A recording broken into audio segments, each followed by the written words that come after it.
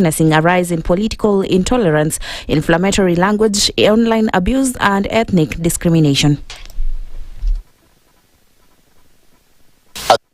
Adhere to constitutional and legal standards of conduct in all political activities and communications. Parties bear direct institutional responsibility for the conduct of their members and cannot distance themselves from the consequences of the toxic environments they permit or encourage. We urge the political leaders to model restraint, measured language, and genuine respect for political opponents. Leaders must actively denounce hate speech and incitement within their own formations. Silence in the face of intolerance is itself a form of endorsement. The Commission stressed that freedom of expression does not extend to hate speech or incitement and cautioned against the misuse of social media to spread divisive messages. Former Deputy President Rigathi Gachagua has called on President William Ruto to fire Interior CS Kipchumba Murkomen over a glaring security lapse involving the president. Speaking in Nairobi, Gachagua raised alarm over Ruto's security and called for stronger Interior Ministry leadership. William Ruto, you must know, although you are president, your security is a concern to the people of Kenya, because it's important that you are properly guarded, you are safe and secure for the country to be politically stable. We don't want instability ahead of the elections. You must do the right thing. You must fire Murkomen and get somebody who is level-headed, somebody who knows what he's doing. You can pick somebody from your community if you only trust your community. And William Ruto, you are staring at a disaster. And this country cannot have Murkomen as his interior as we go towards elections. The DCP leader further warned security agencies against taking the president's safety and security lightly. I want to say the DCP and our leaders want William Ruto out of office. But we want him out of office through the ballot next year. We don't want him out of office through any other method. The security of the president, his safety and his well-being is a very important ingredient of our political stability as a country. It is key to national security. It is very irresponsible and reckless for the government to play around with the security of President William Ruto. I, Rigathi Gachagua, do not want instability in this country. We have no other country and we don't want instability. We want William Ruto to be safe. The High Court has stopped the planned auction of Nairobi's iconic 14 Riverside Drive, offering a temporary relief to owners Cape Holdings. The auction, which had been scheduled for Wednesday, was halted to allow parties to argue claims of defects in the auction process. Cape Holdings welcomed the ruling, calling it a significant step in the long-running legal dispute. The court also directed Moran auctioneers to respond to submissions within 7 days, with the matter set for mention on 2nd June. The dispute involves Cape Holdings and Synergy Industrial Credit Limited over a failed 2010 property deal linked to the Riverside development. At the center of the case is a disputed 577 million shillings deposit for an office block purchase that later collapsed. The debt is now said to have risen to more than 10 billion shillings. And the Kenya Meteorological Department has warned that several parts of the country will continue receiving heavy rainfall this week from today to 1st June. Affected areas include the highlands east and west of the Rift Valley, the Lake Victoria Basin, the South Rift, the coast, and parts of northeastern Kenya. The department sees some coastal areas and Garissa County could experience heavy downpours, raising the risk of flooding and transport disruptions. Strong winds are also expected in parts of northeastern, northwestern, coastal, and southeastern regions, while temperatures in high altitude areas could fall below 10 degrees Celsius. At the same time, lowland regions including the coast and northeastern Kenya are expected to record temperatures above 30 degrees Celsius. And that's the news. I'm Sheila Tembur.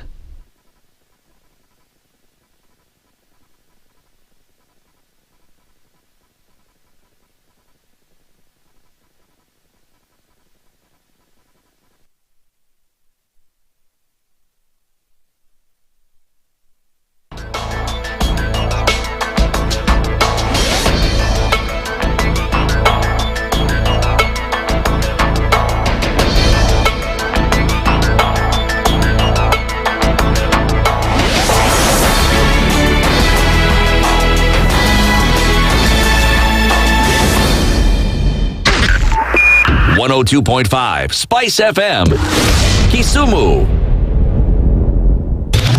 Broadcasting worldwide, Spice FM. Online, mobile, and on radio. Twitter at SpiceFM KE.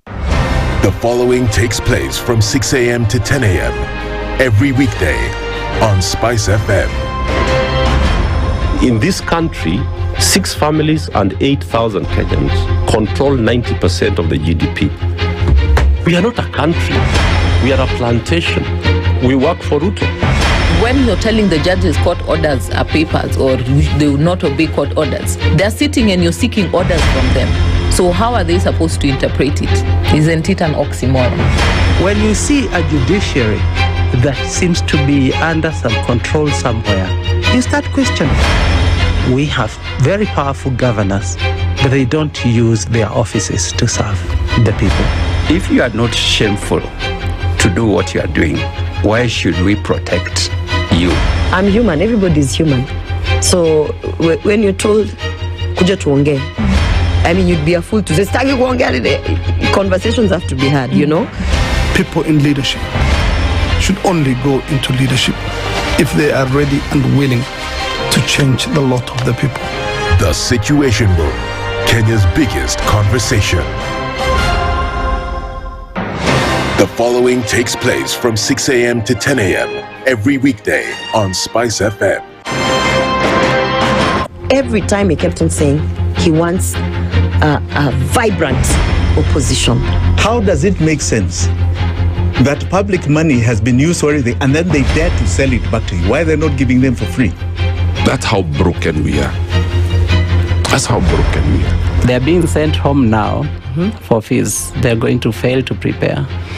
We are compromising the futures of these children. This is the Situation Room, the only way to start your day.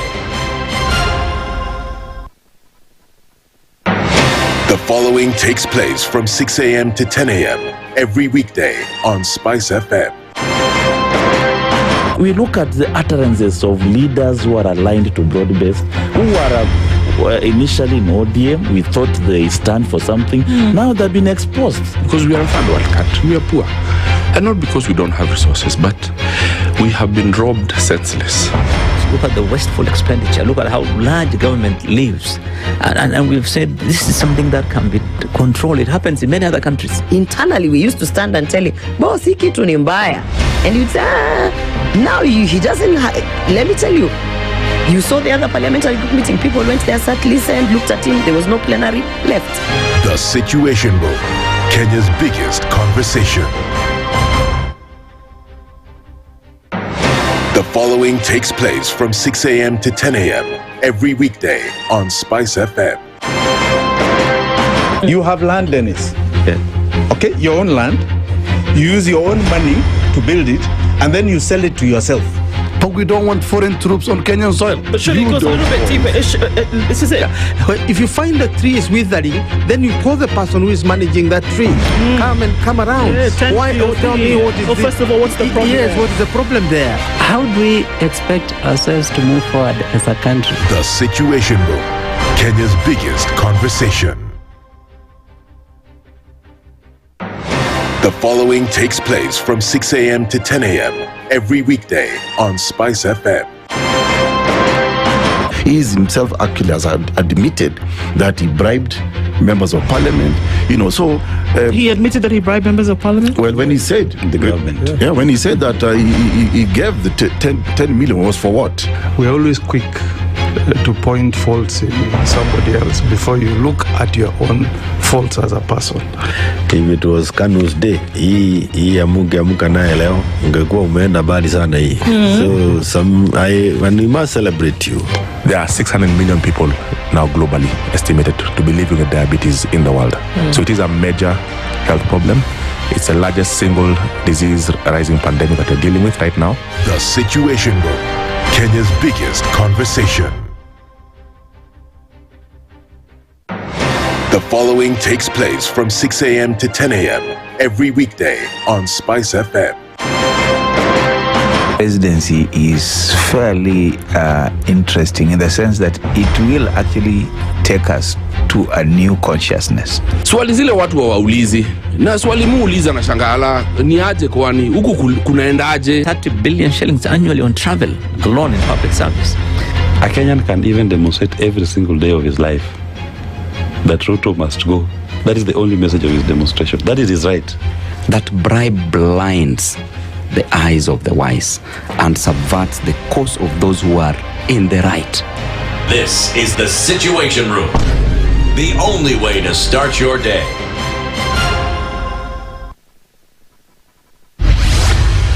Mature, intelligent talk every morning.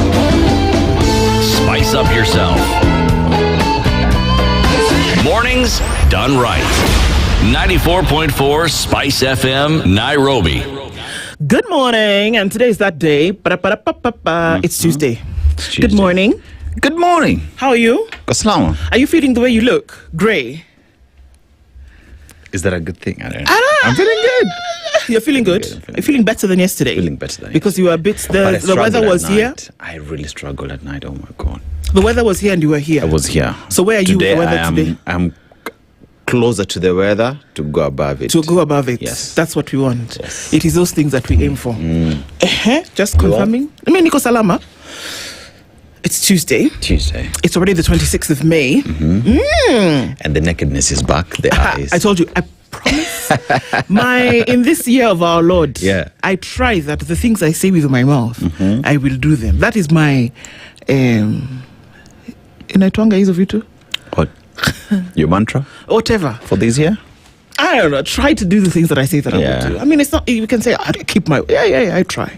If we're attempting, then that's good. Yeah. Isn't it? Cool.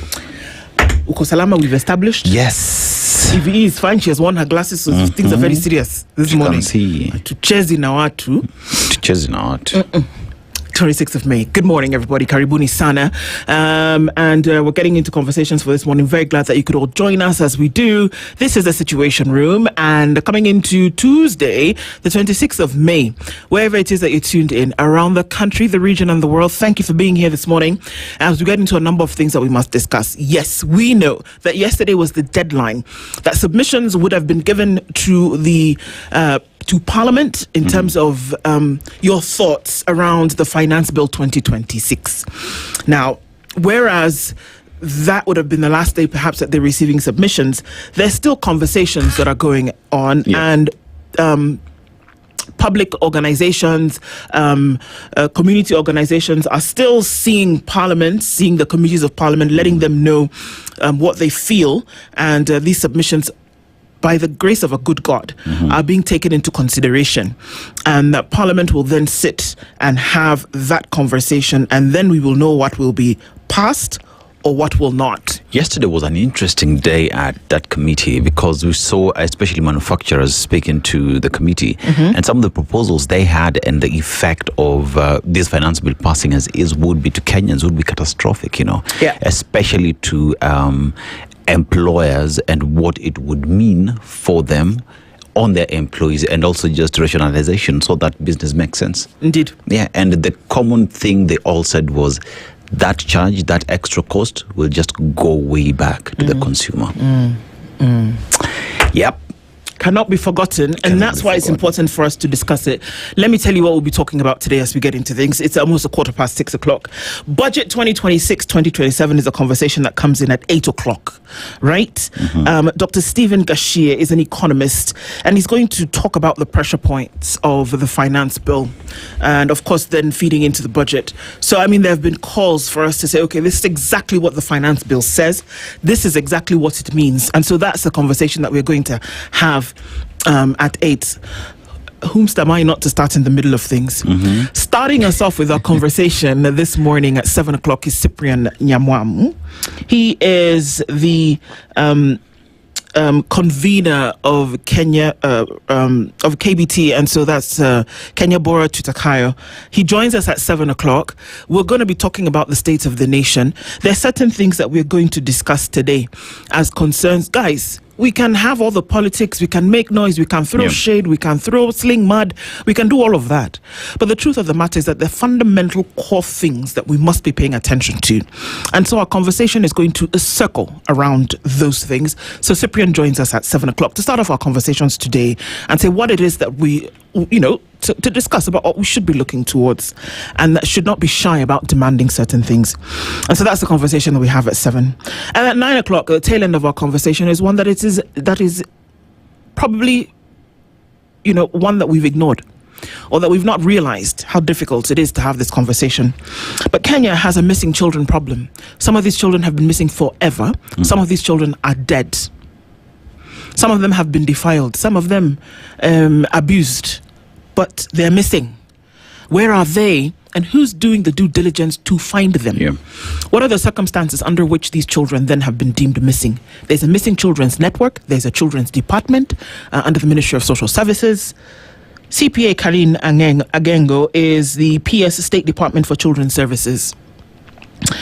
Strengthening preventive systems. We're talking about the different areas under which children go missing or they turn up dead or they are killed. It's a big problem. The number is over 10,000 since January. Please understand. Since January 2025 till May 2026, 10,000 children, Kenyan children, are missing. I don't know that we need to be having a different conversation in terms of why is this happening, where are they going, what has happened to them, who's responsible for this.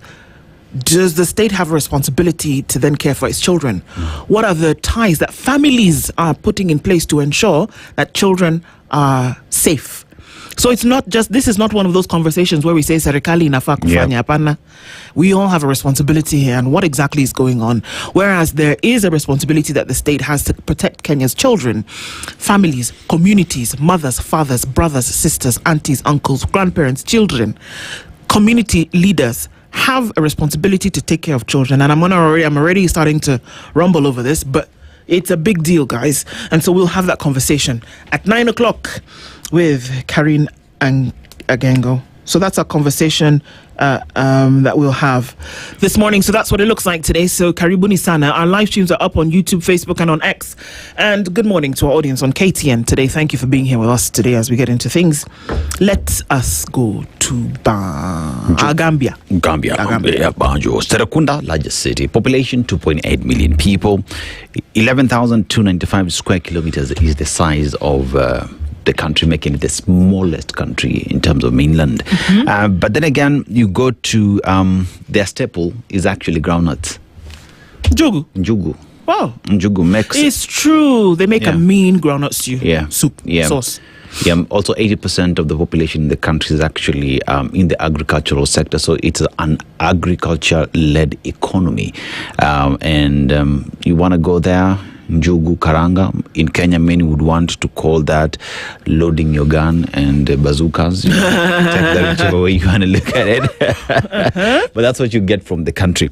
But let's go to the proverb. If a donkey kicks you and you kick back, you're both what? Donkeys. It is true. It is very true. If somebody is in the mud, if a pig is in the mud and draws you into the mud and you sit there playing with the pig, you are a what? A pig. You can rise above the situation, folks. You can make a decision that you're going to get into mudslinging, or you can decide to actually be the person, not the bigger person, the person, and rise above the situation and do what you can do to the best of your ability in whatever lane you're moving in. Or you can decide to sit in the mud and play, or you can decide to get into a donkey fight and start kicking about instead of going where you're going. How's that for some guidance this morning? Yes. Stand guided. Stand guided. Yes. Please stand guided. You can be kicking about and looking like a donkey. Yeah. Or sit in the mud like a pig. Or you can actually get to do what you're doing. True. And keep it moving. Yeah.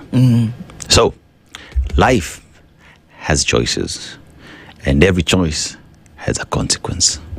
You just need to choose which choice you'll make and what kind of consequences you're willing to live with. Consequences could be amazing based off the choices you made. But on the other hand, you might decide to just be that donkey or that pig. Yep. It all depends on the choices you do what? You make. Very true. Very true. Very true. I like that proverb. Yeah. I think it's also a source of admonition for us to say, guys, come on. Yeah. You can sit in the pit and be fighting with people back and forth, or you can just decide to keep it moving and get the thing done. True. Yep. All right, so let's say hello to you. Our live streams, like I said, are up, and we're just folks who are coming in, tuning in on Facebook. Karibuni-san, and very good morning to you. Thank you for being here. So let's say a quick hello. Tell us where you're tuned in from this morning, and as you get into the Situation Room, you may be going to bed, or you may be, waking up this morning and joining us in the conversation. We're ever grateful that you do that with us. If you can just even get the phone to behave itself, that would be telling you today, wonderful. everything is doing their thing. Hey, Jama. Hey.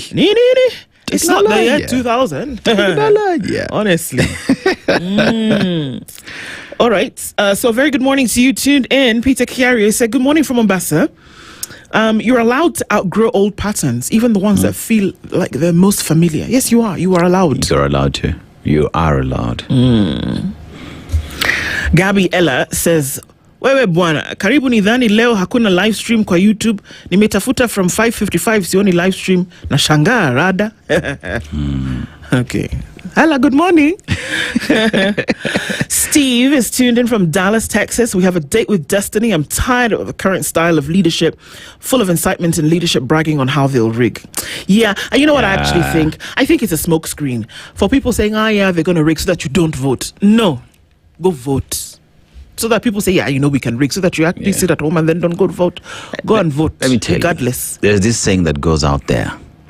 Bad leaders are elected by good citizens who do not vote. So anything that is being said right now that would make you not get out there, remember, bad leaders are elected by good citizens who do not vote. Yep. Ni hayo tu kwa sasa. Laban Mataraki says, good morning, tuned into the Situation Room. I wish our Muslim Brotherhood Eid al-Adha Mubarak. For Nigeria, there'll be 2 days of a holiday, Wednesday and Thursday. But it's okay. Makano Oliver says, good morning, Spice family. Yesterday, President Uhuru Kenyatta fired full-loaded kabisa. Weekend will be a rebuttal from the government side. I don't even know if they're going to wait till the weekend. Today. Remember there's that bill? Wait and see. We even have more reason to take that bill to Parliament so that we can decide to strip him of his benefits because he is participating in politics. Yeah. We could actually know the next thing that will be said. Oh, don't even look. By the time it brings to 8 o'clock, before your coffee is even out of the thing, somebody's going to be saying something. That's for sure. If they didn't already say it yesterday, just that we didn't catch it. Kimiak says, good morning. Has been told to stop whining and get down to work. But I ask you, Kenyans, to hold on tight and tighten your belts for a few months because nothing good will come out. The Kenya Talk about consistency. Hey, Kimiak. Yeah. Nashan Gogi says, good morning, Princess Nduh, Eid Mubarak, Dennis, and all my fellow Muslim brothers and sisters. We will not let these politicians divide us. Love from Arizona. Good morning to you too. Sarah Bat says, good morning, Team Spice. Good morning to you. John Murevi says, Kimiak, umerauka na moto. Unasema tusiweke hopes. Have a good day, folks. To you too. Bobby Coco says, good morning, Spice team. Nduh and Dennis. The hardest thing in life is to love when you can't love anymore. Don't burn bridges. Don't. Yeah. Desmond Otis says, Saseni mdamrefu mno. How are you? Where have you been? Are you okay? Hope all is well. Luhimba says, good morning, tuning from Dar. We cannot address societal changes if we don't build strong and independent institutions, even if we have a well-crafted modern constitution. Indeed. I swear there's an agency called the NCIC. My God. Sindo, there is one. Oh my God. In case you forgot, there's an agency called the NCIC. Supposed to be putting things together, but I guess it's as good as mine in terms of how long they've gone. John Murray, we see. Okay. Miles says, is Ruto security more important than that of other Kenyans? Well, it would, the office of the president. The presidency must be secured. It doesn't mean it's more important than. It just means that it bears a high responsibility when it comes to protection. Yep. Robert Tibogo says, good morning, tuning from Mombasa. Good morning to you. Media is being petty on this. Petty on what? On the security? No, President security. President security. I don't. President is president. You might not like him, but Security. It is our guaranteed. security. It's actually now, President, Kenyans are telling you should as well look at their security. Fix it. Bas. Mr. Murkomen, you switch things at the president's docket, you can as well switch it up for Kenyans. Yes, you can. And make it work. Leo says, good morning, Nduh and Aseto. Prophet Wajigi has prophesied that KK will raid our mobile money. He did actually prophesy. He did. Jimmy Wajigi said it a couple of years ago, and he said, they will come for your M-Pesa, and voila. It has come to pass. How will KRA distinguish between black tax, chama money, loan from friends? Good question. Good question. Bwangi Juma says, good morning, SpiceFM. How are you all this blessed Tuesday? God have mercy on Kenya. Even a sitting president will look for sympathy votes by security drama to avoid fuel to address the nation. Okay, I see where you've taken that. Hisa Daniel says, good morning, my good people. Good morning to you. Erica Ward says, good morning, guys. Christina says, good morning. Good morning, Christina. Hope you're well. David Mangera says, good morning, Spice FM. The Situation Room hot seat, kabisa. Matthew Liala says, good morning. Andrew Chira says, hello, Spice. Sometimes Nipoa ku watch and chill. Vancouver, Washington is where you are this morning. Yeah. Exactly. Yesterday, former President Uhuru spoke and addressed the nation on national matters, missed those presidential speeches. It was quite something, was it not? Yeah. Tips Mungai says, good morning, Spice team. Don't you find it strange that the protest police have state-of-the-art equipment as compared to other divisions? I wonder who trains them. Good observation. Interesting one. Yeah. Simon Kibiru says, good morning, tuned in from Sultan Hamoud, eagerly waiting for today's conversation. Nduh looking awesome again without the glasses. Thank you, sir. Dennis has done the Lord's work. Yeah.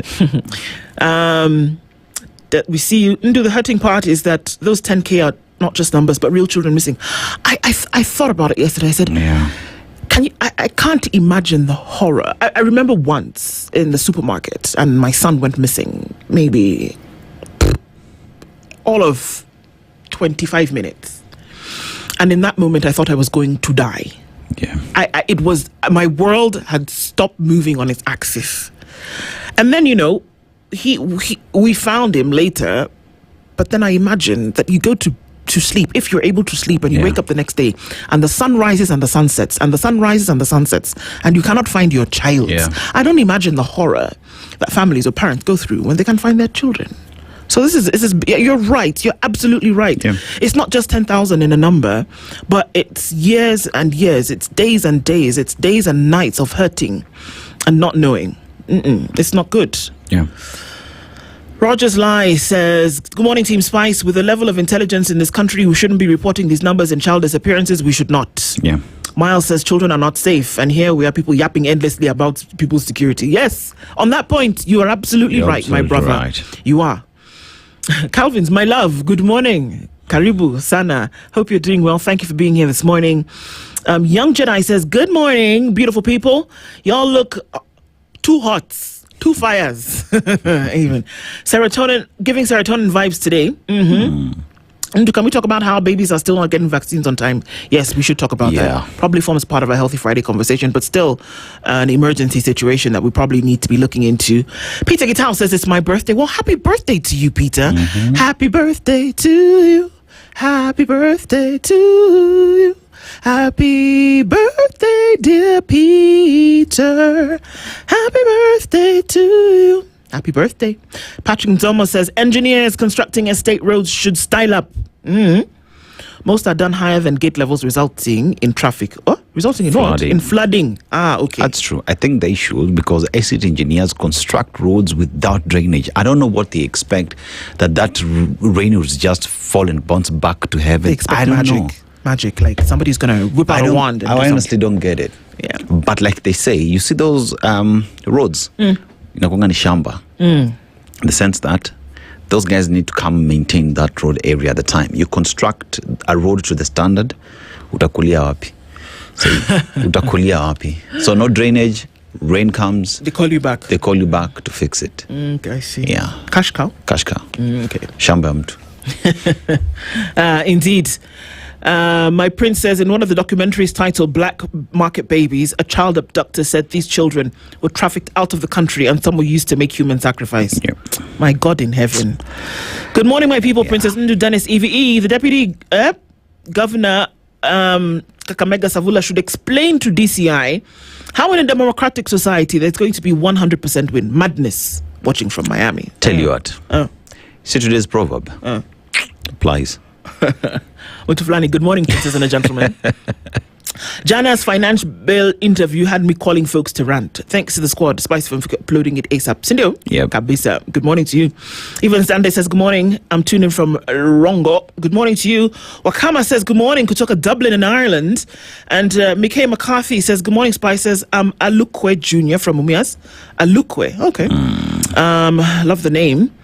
Listening live, people should respect people's marriage. Who did not respect your marriage? This one that you've talked like this. You've also told us that you love your wife. Is there something else going on? Let's just call her name Deborah Alukwe. Deborah Alukwe. You are loved. You are loved by Mr. Alukwe. Mr. Alukwe. Sawa. Yes. And people should leave other people's marriages alone. And we send blessings. Kabisa. Receive. Thomas Osoro says, good morning, tuned in. Missed you a whole lot the last week, but I'm back. Kabisa, where have you been? Glad that you're back, though. Plugged in this morning is Nyesai Angajo. Nyai Sangajo. Okay. Yo. Plugged in this morning, everybody. Karibuni Sana, thank you for joining us this morning. Always lovely to have you. And we know that more of you are coming into the room. As we have these conversations, we're very glad that you join us. Let's take a quick break. We'll take a look at what's going on in the skies and on the ground. Then we'll come back and look into the headlines. Good morning at 29 minutes to 7. This is the Situation Room, the only way to start your day. The weather with SpiceFM.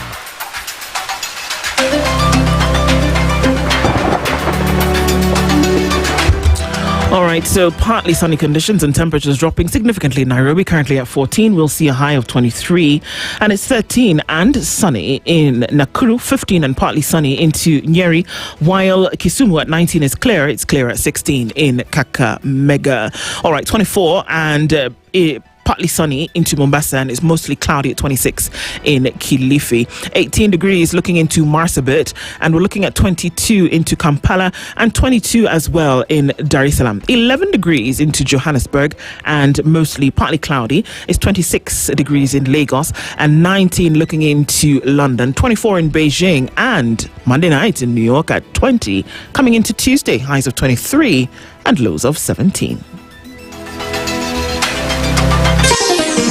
Chilled Spice.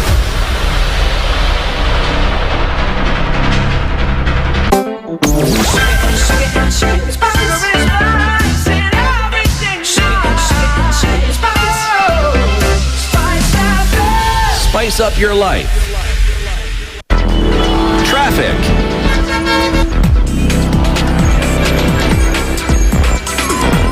All right, so traffic starting to build in different parts of the city.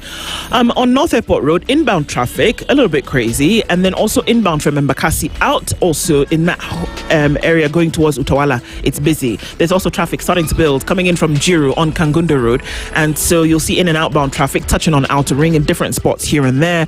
And as you come off of the thicker superhighway, yes, there is traffic inbound starting to build as you get closer and closer towards the Pangani underpass and then out towards Murang'a Road. So that's going to be a busy bee activity this morning. Coming off of James Gishuru, traffic is then heading off onto Waiyaki Way, and that is busy as well. James Gishuru, busy. Also coming off of Ngong Road, we're looking at busyness.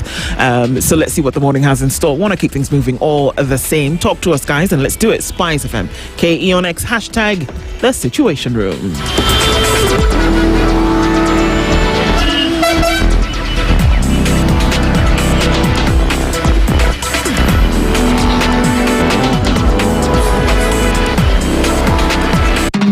This May, unlock endless drama every single day on StarTimes. Unrivaled stories, characters you can't forget. Recharge your monthly subscription today. More love and burning romance on Come Back to Me. Heartbreaking betrayals on Just Revenge on Novella E+. More secrets on The Brave on ST Swahili. More twists that leave you breathless on Gangs of Manila Season 3 on Novella E. Now on Nyota Bouquet on Ariel and Nova Bouquet on Dish. The drama never stops. To renew your subscription, dial *858# for self-service or get in touch with our call center on 0719-077-077 for customer care. Buy a StarTimes decoder at any of our dealer shops countrywide. Download the StarTimes On app to enjoy all your favorite shows and stream live channels on the move. StarTimes. Enjoy digital life.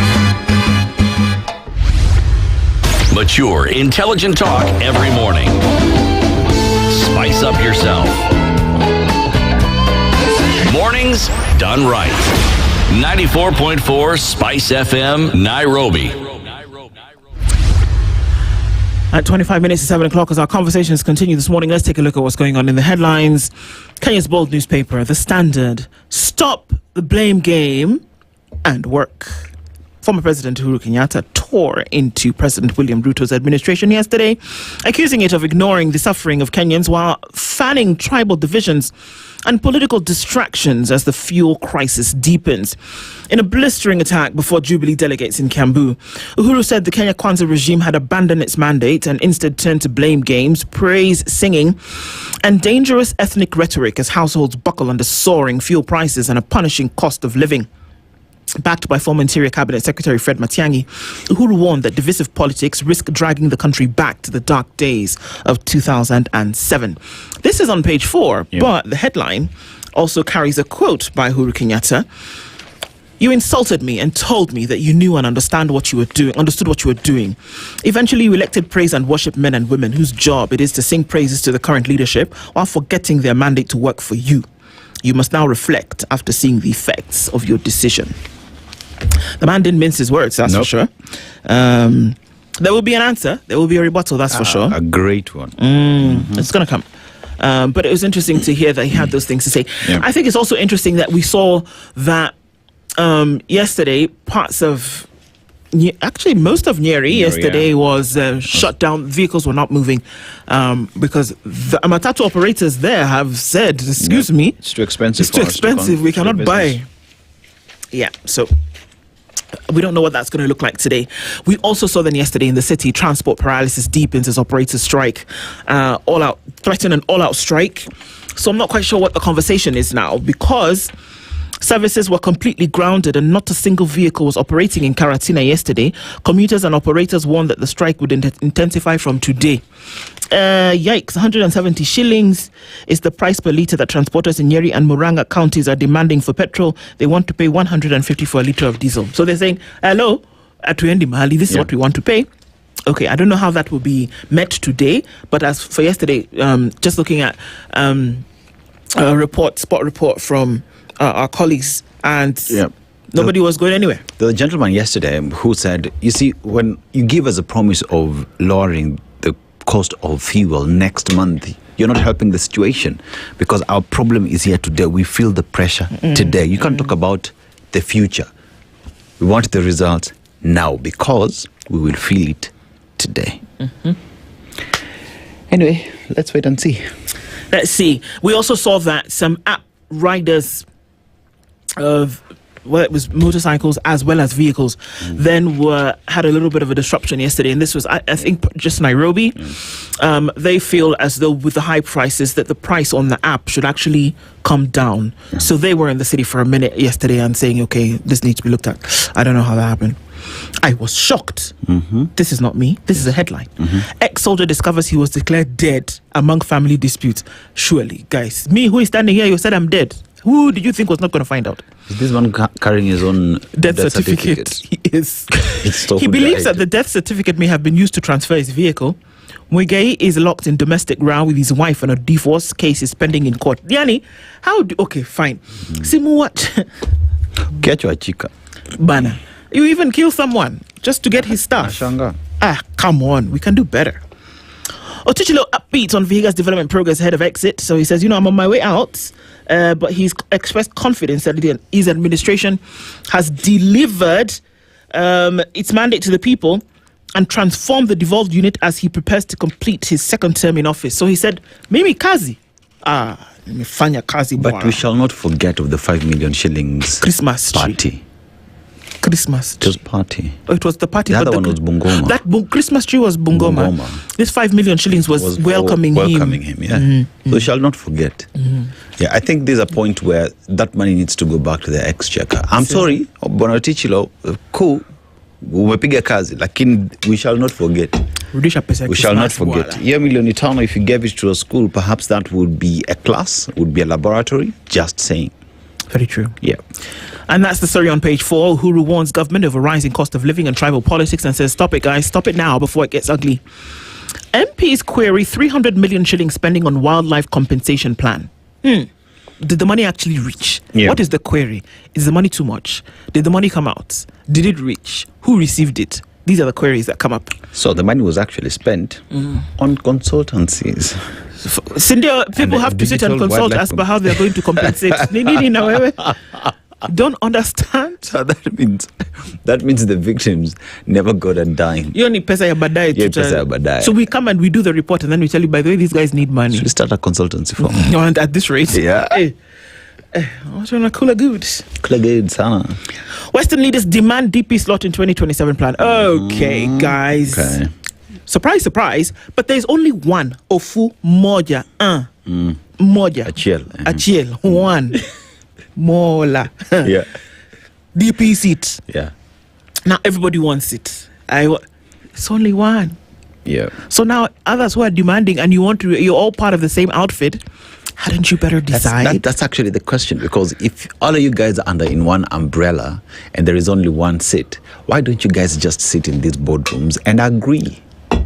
Because also the other guys from Broadbridge are saying we also want the DP seat. We need 50-50.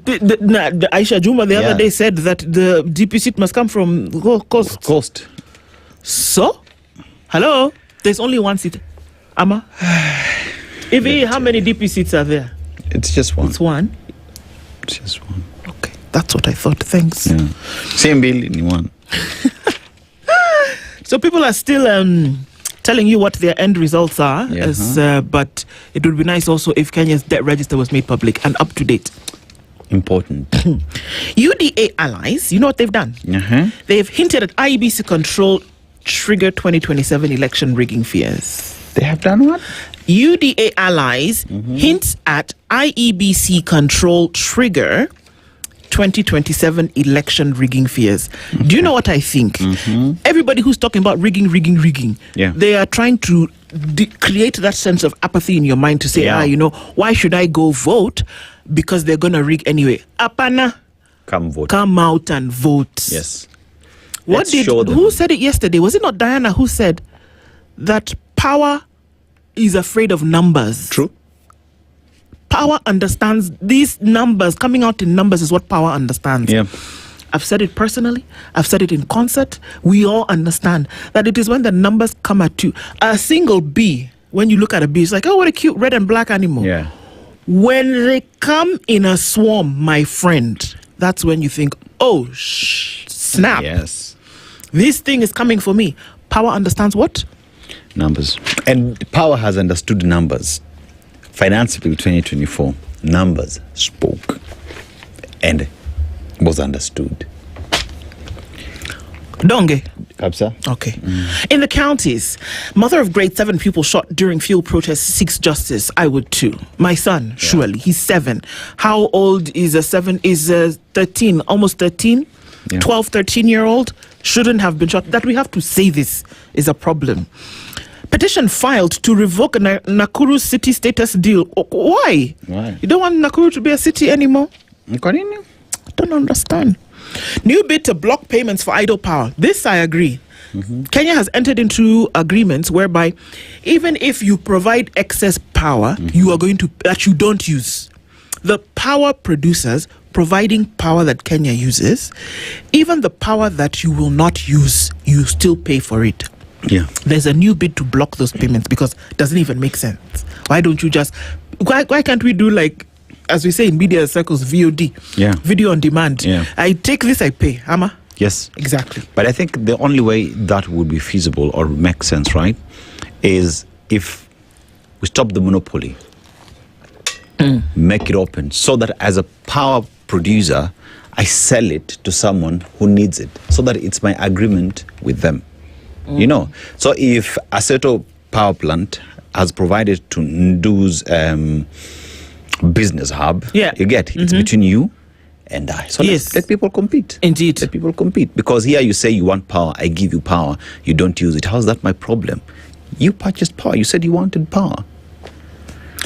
Did you know, according to this story in the Financial Standard, which is happening on Tuesday, that women are more financially stressed than men? Growing trend driven by multiple dependents and limited income sources. Go read the story. See me, Mini Mesama. So there's that new bid to block. It's on page 24 of the Standard. Unused power gravy train for electricity firms. They need to get that nipped in the bud. Also, the NIE pages today is your newspapers in education. So we're focusing on today as well. Education, big deal here. You need to look how to balance academics and life. Something that's coming to the fore as there are many exams being prepared for right now. All right, guys. Treasury malls slashing 4.8 trillion shilling budget, tax hike still an option. Okay, so of course, FCPA John Badi, the CS Treasury, was out yesterday. Well, not out, but I think he was speaking out yesterday, and he talked about a number of things and made some clarifications here and there. Well, I think it was good for him to do so. Yeah. But we'll look and look into that a little bit more today. So that's what it looks like in the Standard. Arsenal bado muna celebrate. Mungu atusaidie if you win the Champions League. Sasa dunia tunahamia wapi? We go to Jupiter. Oh, where? You not get the end of it. It's an important story there on page 34 as well on the Standard. Iran peace deal. Trump demands Gulf states must recognize Israel. Of course he does. Yeah. So the new push, the push by US adds a new layer of friction to already fragile negotiations, and key Arab states are resisting pressure to join the Abraham Accord without progress on Palestine. But they want to be recognized as a country? Yeah. It's okay. See, they're a country. Look, we're not going to go down this rabbit hole. Okay, sawa, Mr. Trump. That's what it looks like in the Standard. Get yourself a copy of the Standard newspaper or get a copy of the e-paper. You can do that online. Subscribe. Go, sir. Yeah. Let's go to the Daily Nation as well. The big story there is why Uhuru has renewed war on Ruto. Now, former President Uhuru Kenyatta has gone at his successor William Ruto, hammer and tongs, telling the Kenya Kwanza administration to address Kenyans' grievances, including the runaway cost of living, instead of using him as a scapegoat. After unrelenting criticism by the government leaders, Kenyatta's allies say he is pushing back on diversionary tactics to focus public scrutiny on the administration. We've already gone through that. We know what it says. Now, investigations into president's security breaches informs change of guard. An internal probe revealed security lapses after a man interrupted President Ruto's address in Wajir in February. This week, another incident forced changes in the presidential escort unit. So there is a gentleman here who was saying, is the president's security important? He is the head of state. He deserves his security. But equally, security of Kenyans as well must be looked into. So president, apply the same to Kenyans. Now, how financeable taxes will hit you? Now, items the 2026 budget proposes to move from zero-rated to tax-exempt status. We will be told what those two terms mean, right? When Mushiri comes in, we will have that discussion. Now, cane, transportation of sugarcane from farms to milling has been moved from zero-rated to tax-exempt, as well as feeds, medicine inputs or raw materials supplied to pharmaceutical manufacturers in Kenya for manufacturing medicine, and phones, locally assembled and manufactured mobile phones as well, moved from zero-rated to tax-exempt status. And as well in that same band is electric buses, a select category of motorcycles, and electric bicycles. What does that mean on the cost of these things when you're going to buy them? We shall be discussing that. Now, lies in robbers, Gachagua fixing claim. So we have a gentleman here called Jackson Kihara Gashusha, who was in court in May 21st, 2026, and he now says that he is the son of former Governor of Njeri, Ndevito Gachagua, and now he says he's Gashagua's nephew, and that Gachagua, that is the Rigathi Gachagua, is behind him being behind bars, because apparently he has information about inheritance in the family that allegedly Gachagua wants to have. So it's all about, what do we call it? Inheritance, succession. Something. Let's see how that plays out in court. Now, on page 3 is the story on taxes as well. We go to page 4 is, I warned you, Uhuru tells Kenyans amid Ruto fallout. We've already gone through that.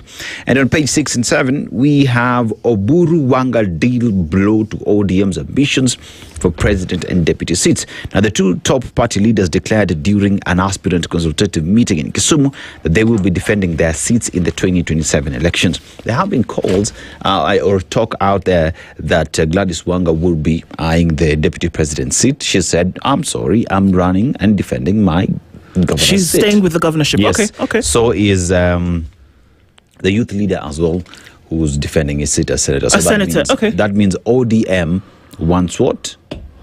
50-50 deal. Do not have a presidential candidate. Do they want a DP seat? And who likely in ODM is likely to get that position? They also said that they're dropping the Linda Ground tag, right? Yeah. Okay. They said, we are no longer Linda Ground, we are ODM. So in your posters, in your communication, just use ODM and color is orange. All right. Anything outside that, COCC. Okay. Yeah. How Ruto talks split transport protesters. So there is the transport individuals, honchos, went to Mombasa, and for some weird reason, there is a split and disagreement between them. There are those who say, you let us down. There are those who said it is a good thing that the government is finally talking, and there's a promise of 10 shillings come the next review on the 14th of June. So on page 10 is the president's security. You saw the way it was changes were seen yesterday in president's security in Mombasa. Nduh. Did you see the changes? That was effected immediately. You could not get close to the president yesterday. It was they obvious. realized. It was obvious because even when the president was going to shake hands with Wananchi, you could see security just pushing people away. Like Reactive, yeah. Come on. That's the way it should be every day. Every day. It's the way it should be every day. He should be protected. It's the way it should be every day. So I mean, come on. So we also have that story on the 300 million shillings wildlife compensation cash that was paid to consultancies as well. And we go to the opinion pages here. And Kwale Meal Dangote's test case for Kenya. If domestic investment is the doorway through which foreign investments works, then Kwale is not a coastal land dispute. It is the doorway. Some of the opinions out there on the Daily Nation. You want to look at the story real quick? Sure. Health reforms deliver dignity despite hurdles. Let me tell you, whenever you see something like this, by all means, go and get the super technology that is required for preventative care in the country 100%. Yeah. There's a picture here. Health CS Aiden Duale and Mombasa Governor Abdul Samad Nasir during the launch and inspection of the new linear accelerator cancer treatment machine at the Coast General Teaching and Referral Hospital. 100% kudos, because this is all about preventative care. We know for a fact that if you find cancers early, then you are able to treat them and somebody can actually get to the place of total cure if you find them early. So that if you are paying attention to such things, 100%, if this is the health reform that we're talking about, 100%, it doesn't matter who was involved, how are they, 100%. Health reforms deliver dignity despite hurdles. And this is some of the things that we're talking about. Call it whatever you want to call it, PR, whatever. If it's going to save lives, it's wonderful. Kidney disease, cancer, maternal care consume largest share of funds, that it is actually being done, and that funds have followed function, and that you know that there's a cancer problem, and then you get this you get this LA machine. You need it. It's being done. We can see the machine. This is what we're talking about. Fantastic. Kenya-linked Ebola vaccine may be tested in Uganda, say experts. Is it necessary for a vaccine? Yes. And then, of course, we saw those horrible pictures of, not to be sure of exactly where that video was taken. But, I mean, people eat what the wild animals that are being eaten, in this case, monkey, and you're not really sure where it came from or how. And we know that in the saliva of these animals, from bats to monkeys, this is where this is domiciled, and that it's being consumed is what is spreading this thing. It's not propaganda, it's the truth. It's the truth. So look, if that vaccine can be gotten, can be used, wonderful thing. Imagine if we know as a region, as East Africa region, right, or as a continent, that Ebola is synonymous with us, right? It is here.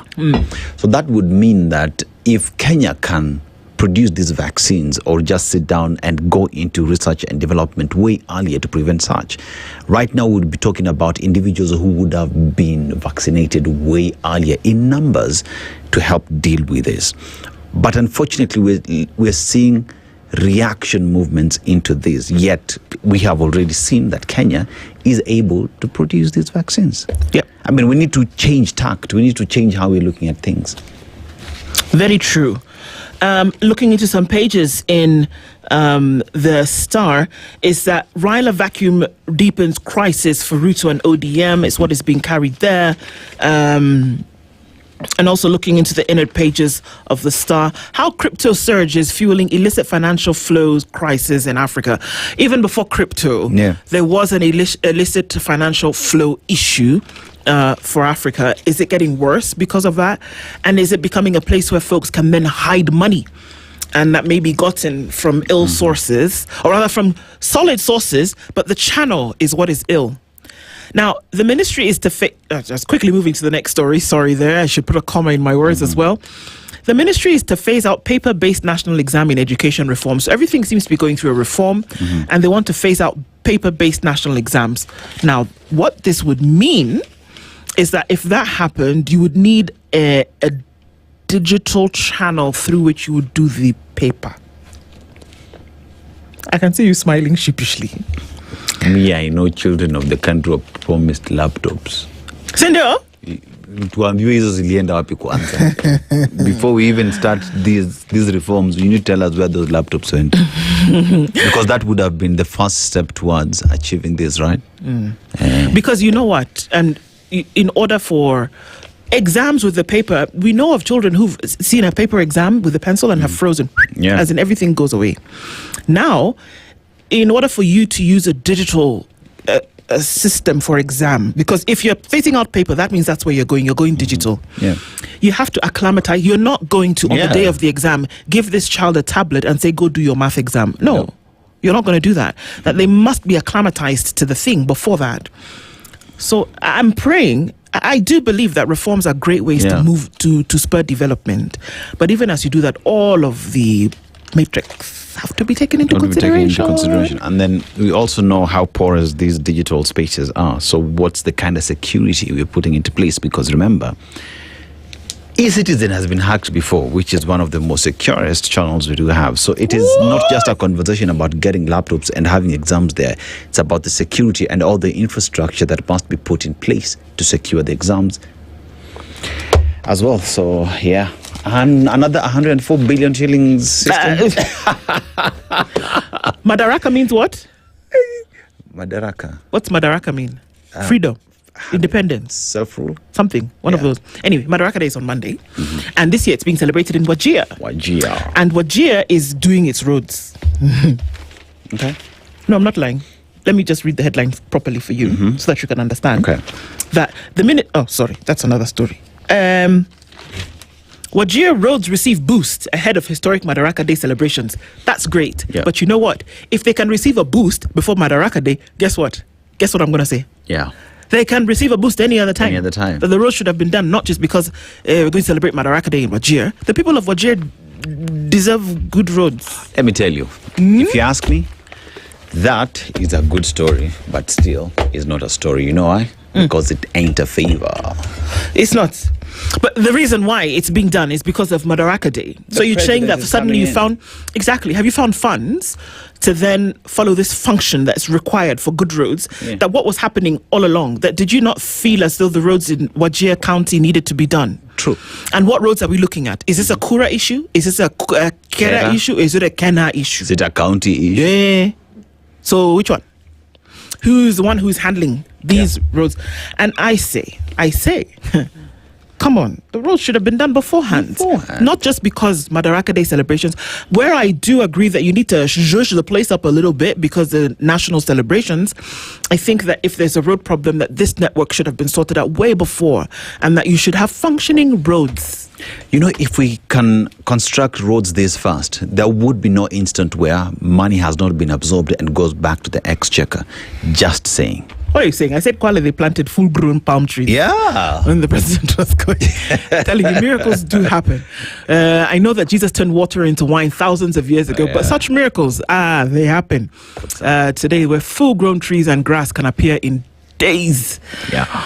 Yep, so that's what the headlines look like. Get yourself a copy of the Daily, see what's going on, and let's see as we continue to make the news. Cyprian Nyamwamu in the hot seat. Good morning at 7.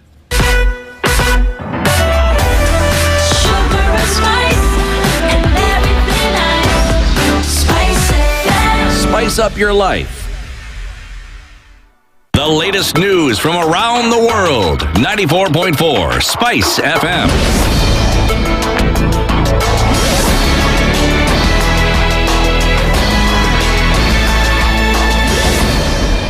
Good morning. This is the news. I'm Sheila Tembur. As the country marked the International Day of Missing Children, the government has raised concern over the growing number of missing child cases, with reports indicating that an average of 23 children disappear daily. In response, CS for Gender, Culture and Children Services, Hannah Cheptumo, directed that all missing children cases be reported immediately, ending the current 24-hour waiting period before filing a report. We have said don't wait for 24 hours, don't wait for 48 hours. Report immediately. You report to the police, you report to the children's department, whichever one comes faster.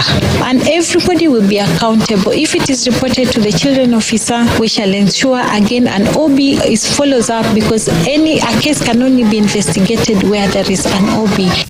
Under the new directive, cases must be reported simultaneously to the Department of Children's Services and the police, with the officers who fail to respond promptly set to face accountability measures. According to the Child Protection Information Management System under the Directorate of Children's Services, government institutions are currently caring for more than 44,000 children whose parents remain unidentified. The data also shows 1,636 reported missing children cases, 1,952 abductions, 6,820 cases of child abandonment, and 173 cases of child trafficking. There are 44,000 children in our children charitable institutions who are being taken care of by the government, and we want the parents with missing children to get in touch with the State Department for Children's Services, who will guide on the process of identification and reunion with their lost children.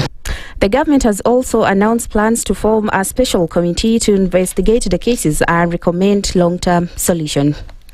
Retired President Uhuru Kenyatta has urged President William Ruto to address the cost of living, citing increased fuel and transport prices as key challenges affecting Kenyans. Speaking at a Jubilee Party delegates meeting in Kiambu County, Kenyatta said many families are struggling to afford basic needs such as food, rent and transport. He said economic challenges cannot be solved through blame politics and called for cooperation in addressing the country's problems. Ongelesha shida, hapana ongea mambo ya kabila na ya nini. Ama ni namna gani wenzangu? Na kama unataka tusaidiane kutatua hiyo shida, semeni tutatue hiyo. Lakini kwenda kuweka shida ati uweke ati ni kwa sababu ya huyu, ni kwa sababu ya huyu. Na jameni, hakuna mtu ambaye haoni shida iko wapi.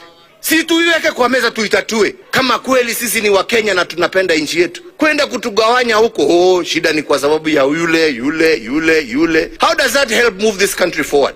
Kenyatta also reiterated that he had warned Kenyans against electing Ruto in the 2022 general election. Madharau na mambo ile lugha inatumika kwa rais mstaafu. Tunang'ang'ana juu ya kitu ambacho hakuna, kwa sababu sisi tulikuwa tunasema wananchi, wanachama wapatiwe nafasi wajichagulie viongozi ambao wanataka. Sasa leo mimi bado niko katika hiyo harakati ya kuhandover, na wengine wanasema ati naingilia siasa. Kama wangeniwachilia ule wakati wa mbele, hii kazi na shughuli ningekuwa nimemaliza zamani, na hiyo ndio ilikuwa upendo wangu. Lakini nimeamua tutaendelea mpaka tutimize hiyo shughuli kulingana na mapenzi ya wanachama wetu na kulingana na sheria na muongozo wa katiba yetu. Madharau na mambo ile lugha inatumika kwa rais mstaafu haiwezi kukubalika, and we will not accept this kind of nonsense. Hatuwezi. Kwa sababu lazima sisi tujiheshimu kama watu. Because the president has done is, retirement is not house arrest as somebody said here. Si the rais aende kujificha chini ya kitanda, asitembee na mambo kama hayo. Sisi tunataka kuwa nchi ya ustaarabu. And that's the news. I'm Sheila Tembur.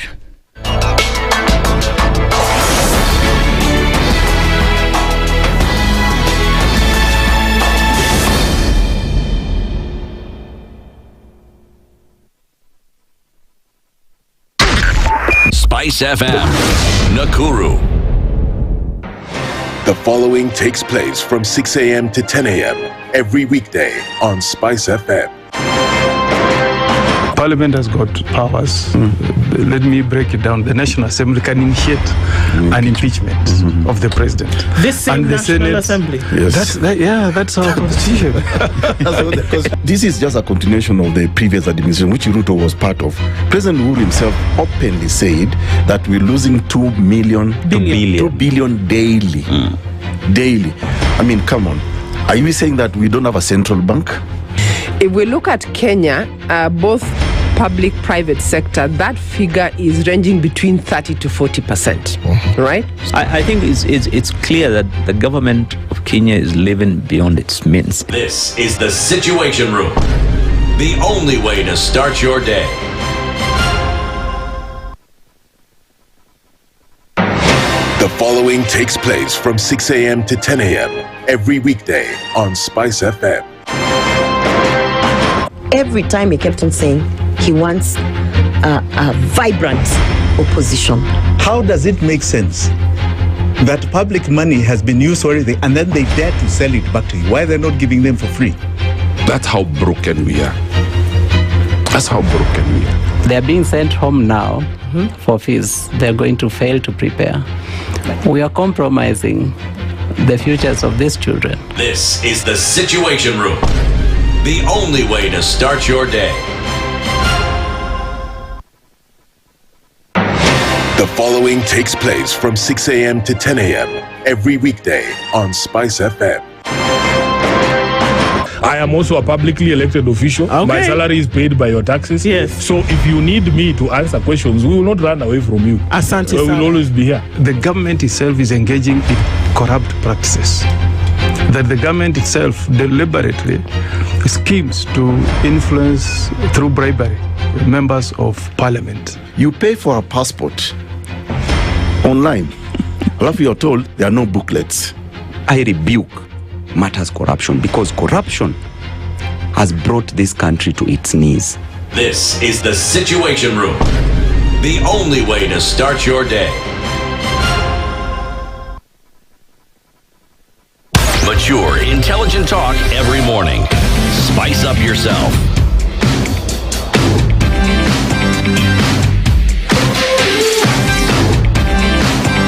Mornings done right. 94.4 Spice FM, Nairobi. It's 7 minutes after 7 o'clock, and a very good morning to you. It's the 26th of May. Just in case anybody's wondering, 5 days clicking in, and the month of May comes to an end. That went really quickly, and you didn't even expect it, but it did. And May comes to an end even before you're able to breathe. And that means that you're hurtled quickly into situations for you don't know where it's going to go, right? But what I want to do today is tell you a little bit about something that you can do to secure tomorrow. Yep. Okay, that you think, okay, so the month has gone by really quickly. What is it that I have done, or in this case, not done, to then be able to make certain things happen? Most of us work hard to build a better life for our families, paying school fees, buying land, investing in businesses to give them a better quality of life than what we had, isn't it? You want tomorrow to be better than today. Even Michael Jackson said it. But have you ever asked yourself what happens to everything you've built when you're no longer there? Like, okay, so I've put this all aside. Where does it all go? Well, the Britam Whole Life Plan is a permanent solution designed to protect your loved ones.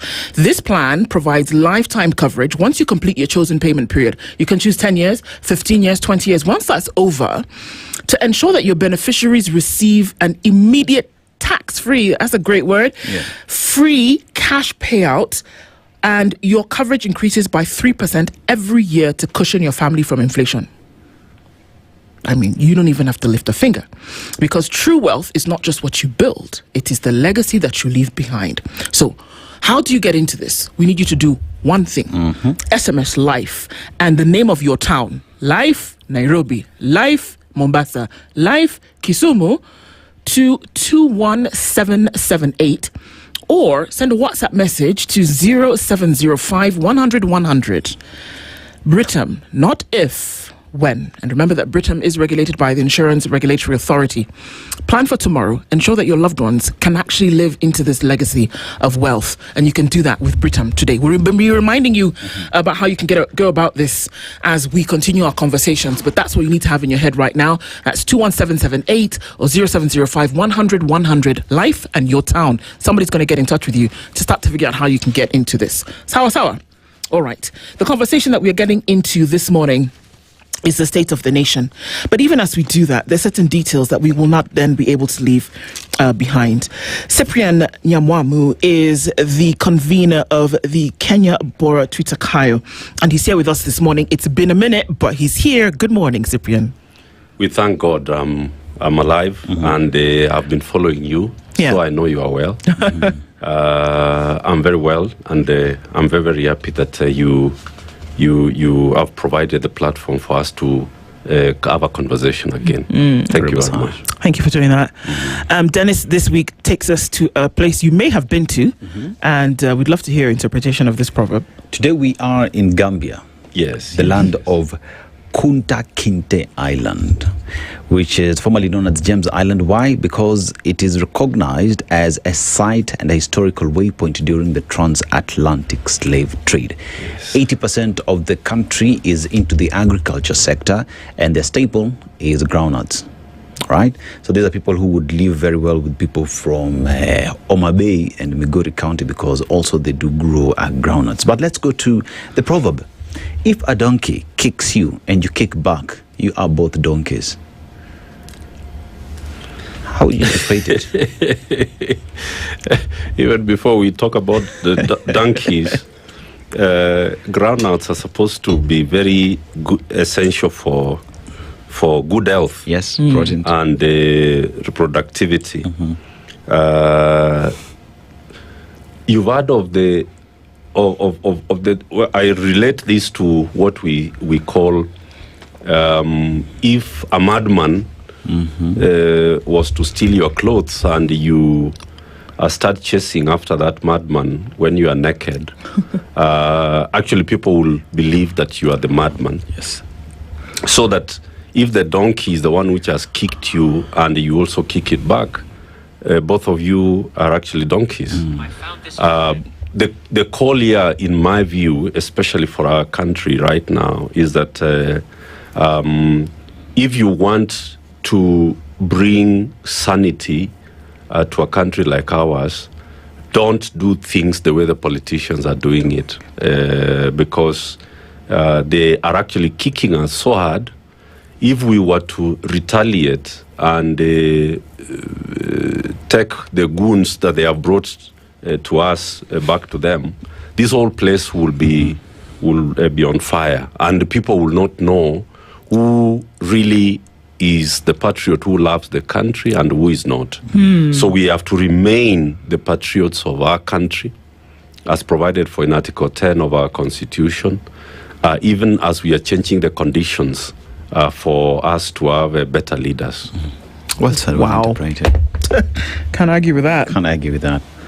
We're looking at the state of the nation and the different areas around this state that we ought to. It's very difficult to then look at the state of the nation in one direction. First of all, the thing that seems to be on everybody's mind is the economic state of things. From your point of view, what does it look like? And if there are any tweaks to be made at the moment, where should those be? We can't also run away from the fact that you've been involved in quite a lot in terms of, making sure that things run well, or keeping people accountable, or at the very least ensuring that people are aware of the responsibility of accountability in this country. So that sets the premise for why this conversation, heralded by you, then is important. The economic state of things. You see, the economy of our country is actually the state of our nation. Let me begin from the state of our nation, then I focus on the economy. The state of our nation is looked at from four main lenses, and we've called them the 4 Ds, if you may. First of all is the democratic faithfulness, the democratic faithfulness of our country as the first pillar of the state of the nation. The second one is what we call development consolidation, where the economy is a major part. The third is what we call devolution and participation. And the fourth D is demographic wellness. Demographic wellness. Those are the four pillars of reviewing the state of the nation. For those who are taking notes, the 4 Ds are, first of all, democratic faithfulness. Secondly is development consolidation. And number 3 is devolution and participation. And finally, demographic wellness of the nation. I'll skip the democratic faithfulness because that's the political one, which normally takes us far away. Let's start from the developmental, consolidation, where the economy falls under.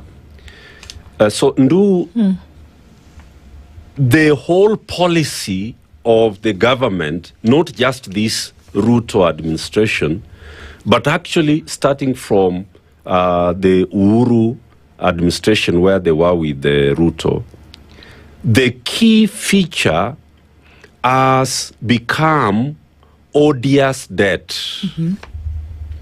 We have borrowed, we have been running what Kwame Owino calls the credit card to buy things that we cannot afford. And we've destroyed the foundation of the economy.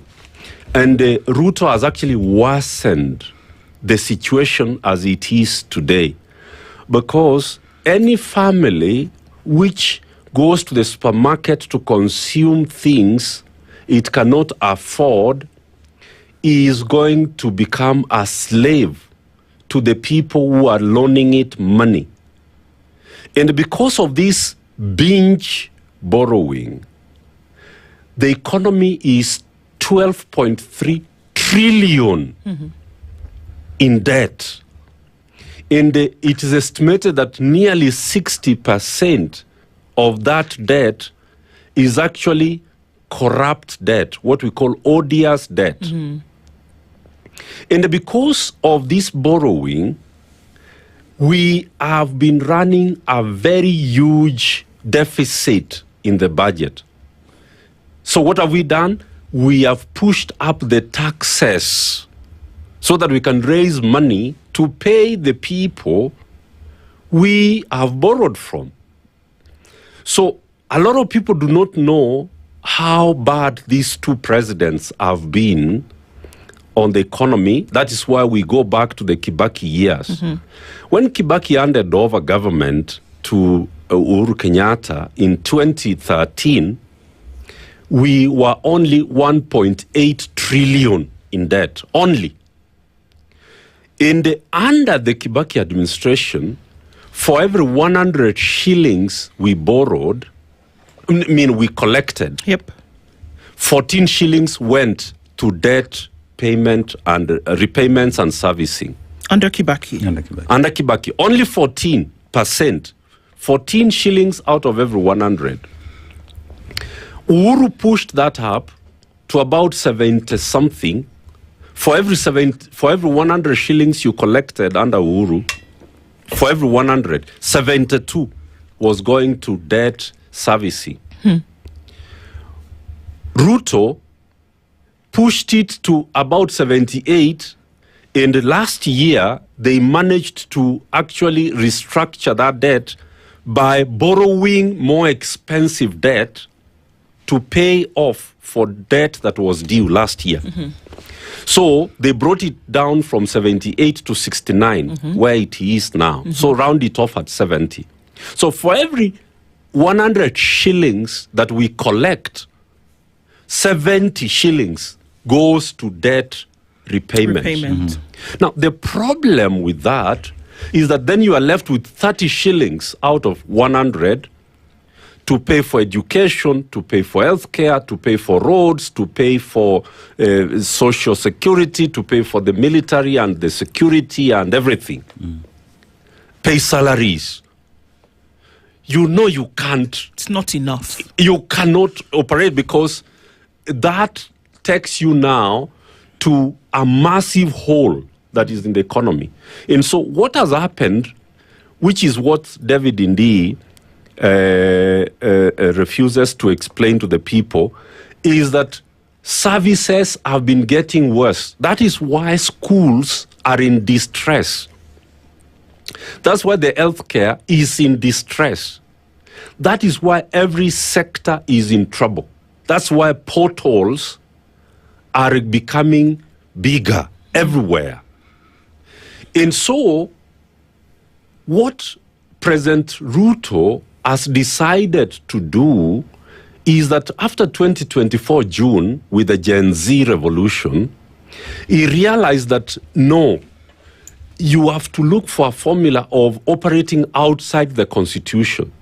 So now he has been advised by David Nduh and the team to create an infrastructure fund to borrow money and spend outside parliament. Mm-hmm. Because if you bring it to parliament, you are going to raise the taxes and the revolution is going to come back. So keep increasing the debt by creating a formula of borrowing money and raise taxes without parliament approving. But it's still going to come back, Cyprian, because it people is, still have it to is pay. Here. You see, when you are paying debt, it is quiet and it's treasury which is doing it. So by the time Ruto gets out of government, we are going to realize that for every 100 shillings we collect, we will be probably at 93, 94. Mm-hmm. That is the problem with what is happening right now. Mm. Because the borrowing is not through parliament. Mm. So you are not feeling it, but you are paying for it, and it is increasing. By the time Ruto steps out, he is going to leave this country in a hole that the next generation will be unable to come out of.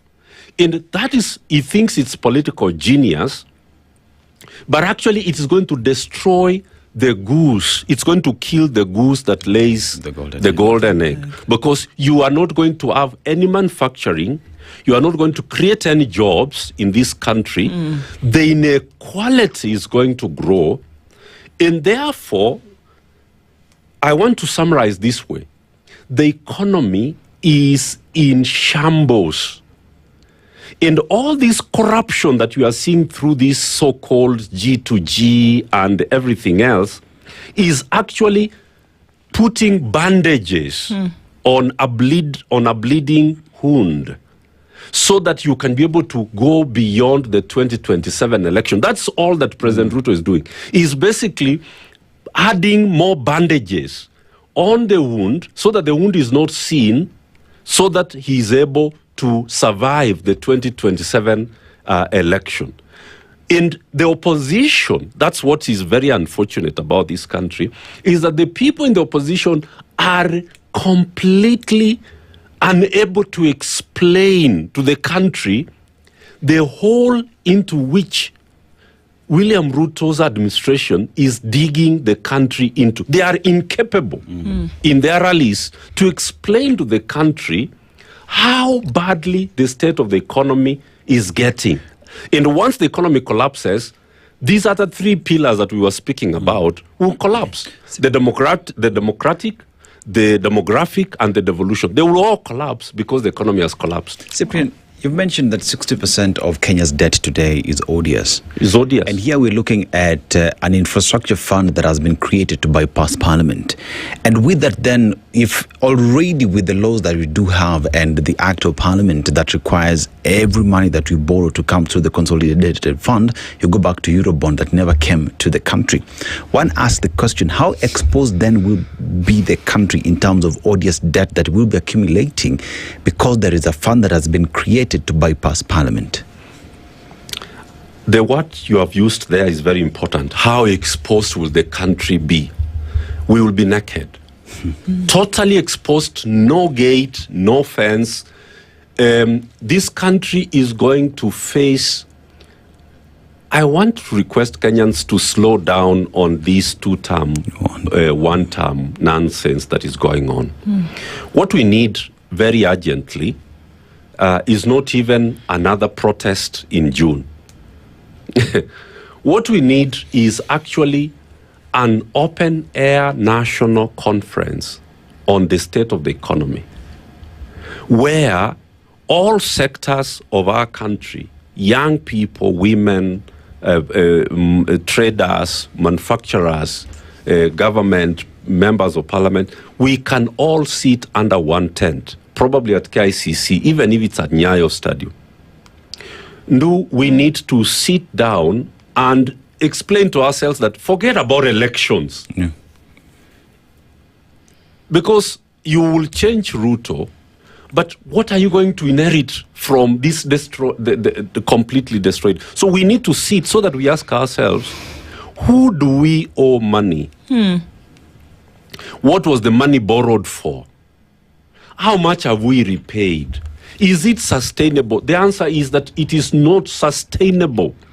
We are going to destroy our economy, and our children are going to eat us alive because we were reckless, because we did not stop Ruto from continuing to borrow more and sinking the country deeper and deeper into the hole.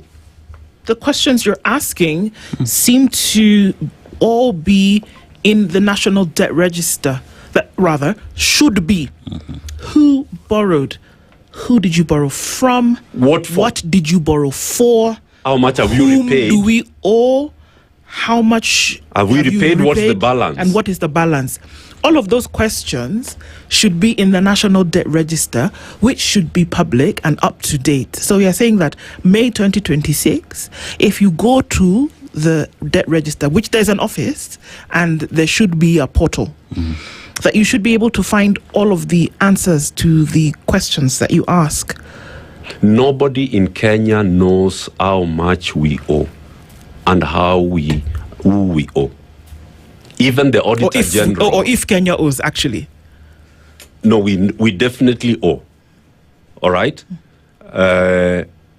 Who do we owe? We don't know all of them.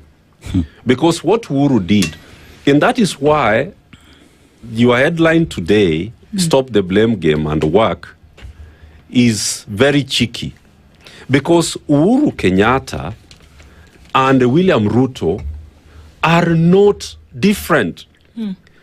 William Ruto has been trying to show that he was in a government where he was not in control. Yeah. He knew everything that was happening and he approved everything that happened under the Uhuru administration.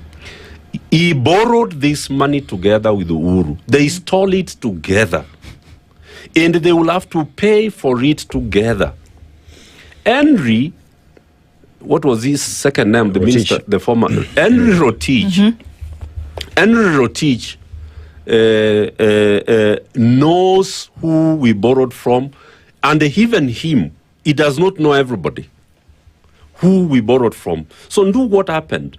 When the Public Finance Management Act was amended by Cabinet to allow that you can go abroad, borrow money, deposit it in any accounts, is when Treasury and the Republic of Kenya lost its ability to know who we owe and for what we owe. Because the Constitution from Article 220 going forward is very clear in terms of what you can borrow for.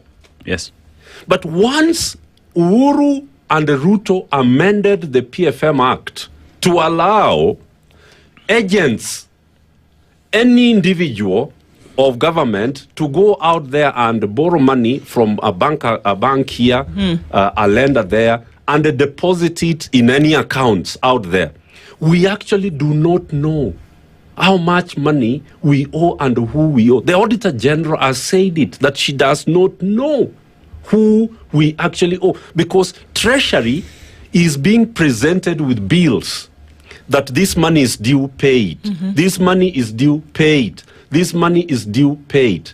but it is money that was borrowed outside the constitution, and it is money that was actually stolen by individuals who deposited it in accounts, made interest on it, actually sold it again to government. There are incidences where somebody borrowed money and then lend it to government and earned interest on it. And Kenya's got to pay it back. And Kenya has two people to pay. Yeah.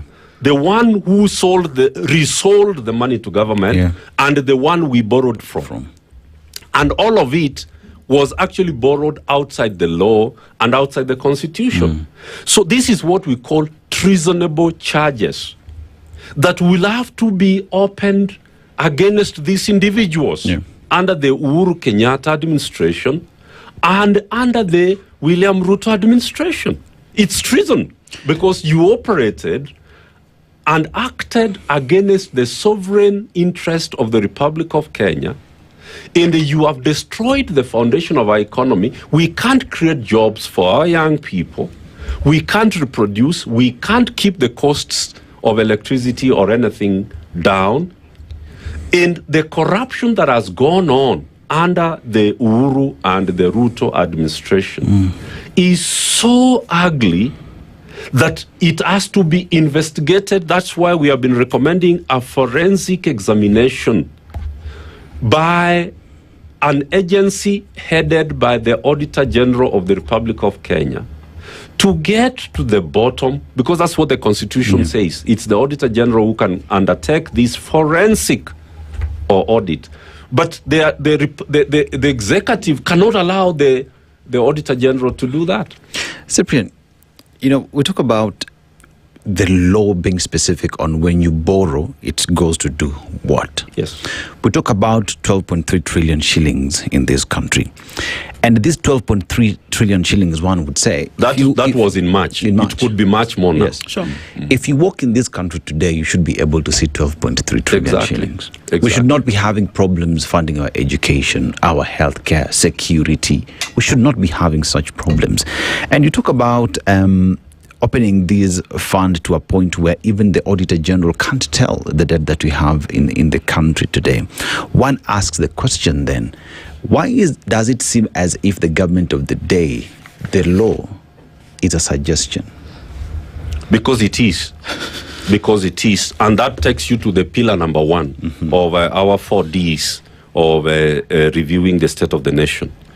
So, Nduh, I summarized it that if your economy is in the state of distress, as ours is, regardless of the bandages that are being placed on it, your other 3 pillars will not hold.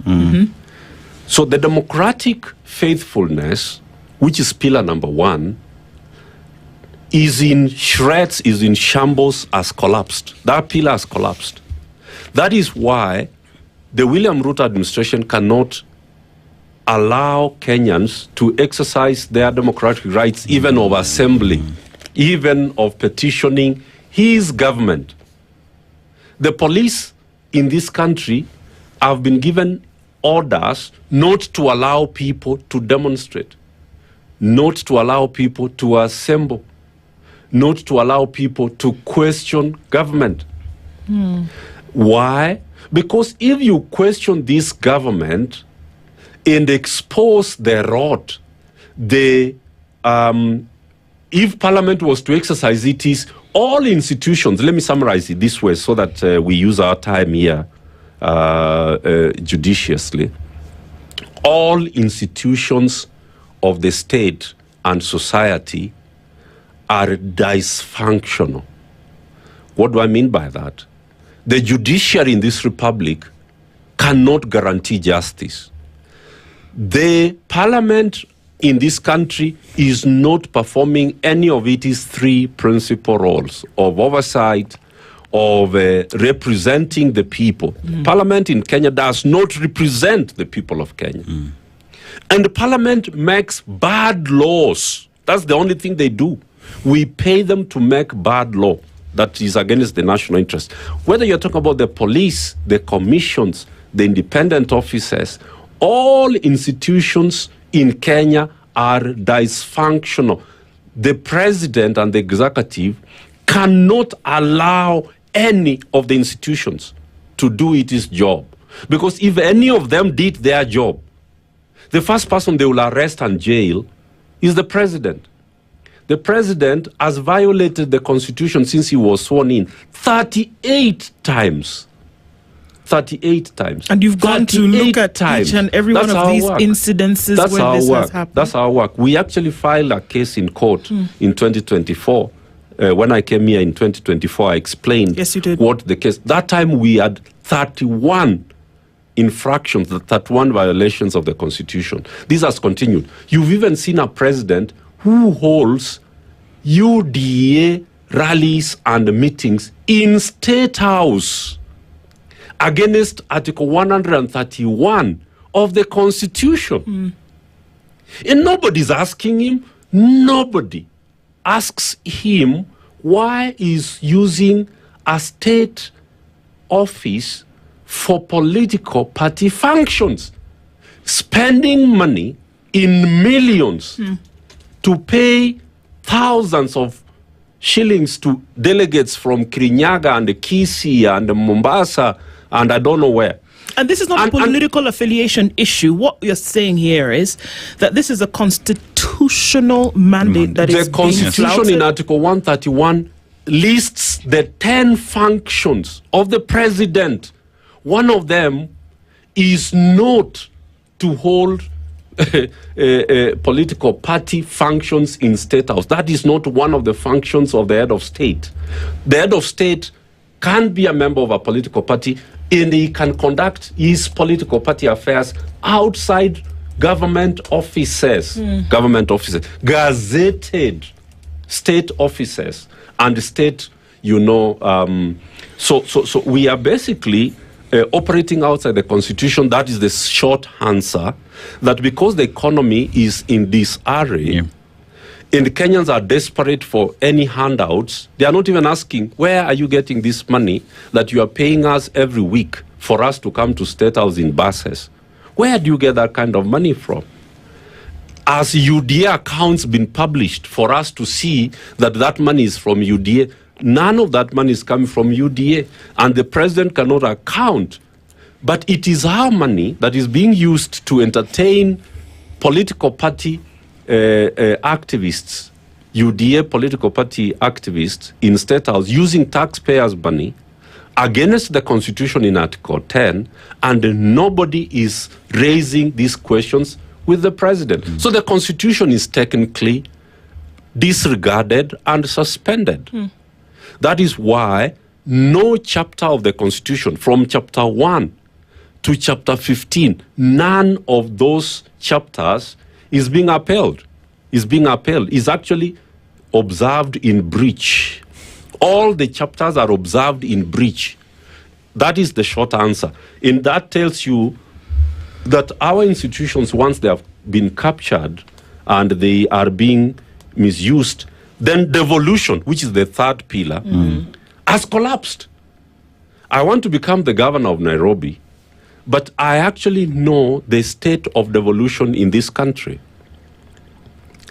And when I look at the people who are talking about devolution, they know that devolution cannot survive if democratic faithfulness does not happen and if the economy does not thrive. So those are the things that you start with.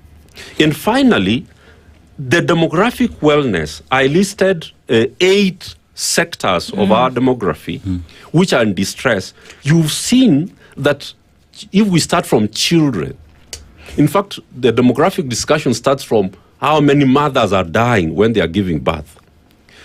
But Nduh, there are more than 10,000 children in this country who have disappeared. In a year. In a year. Yeah. 10,000.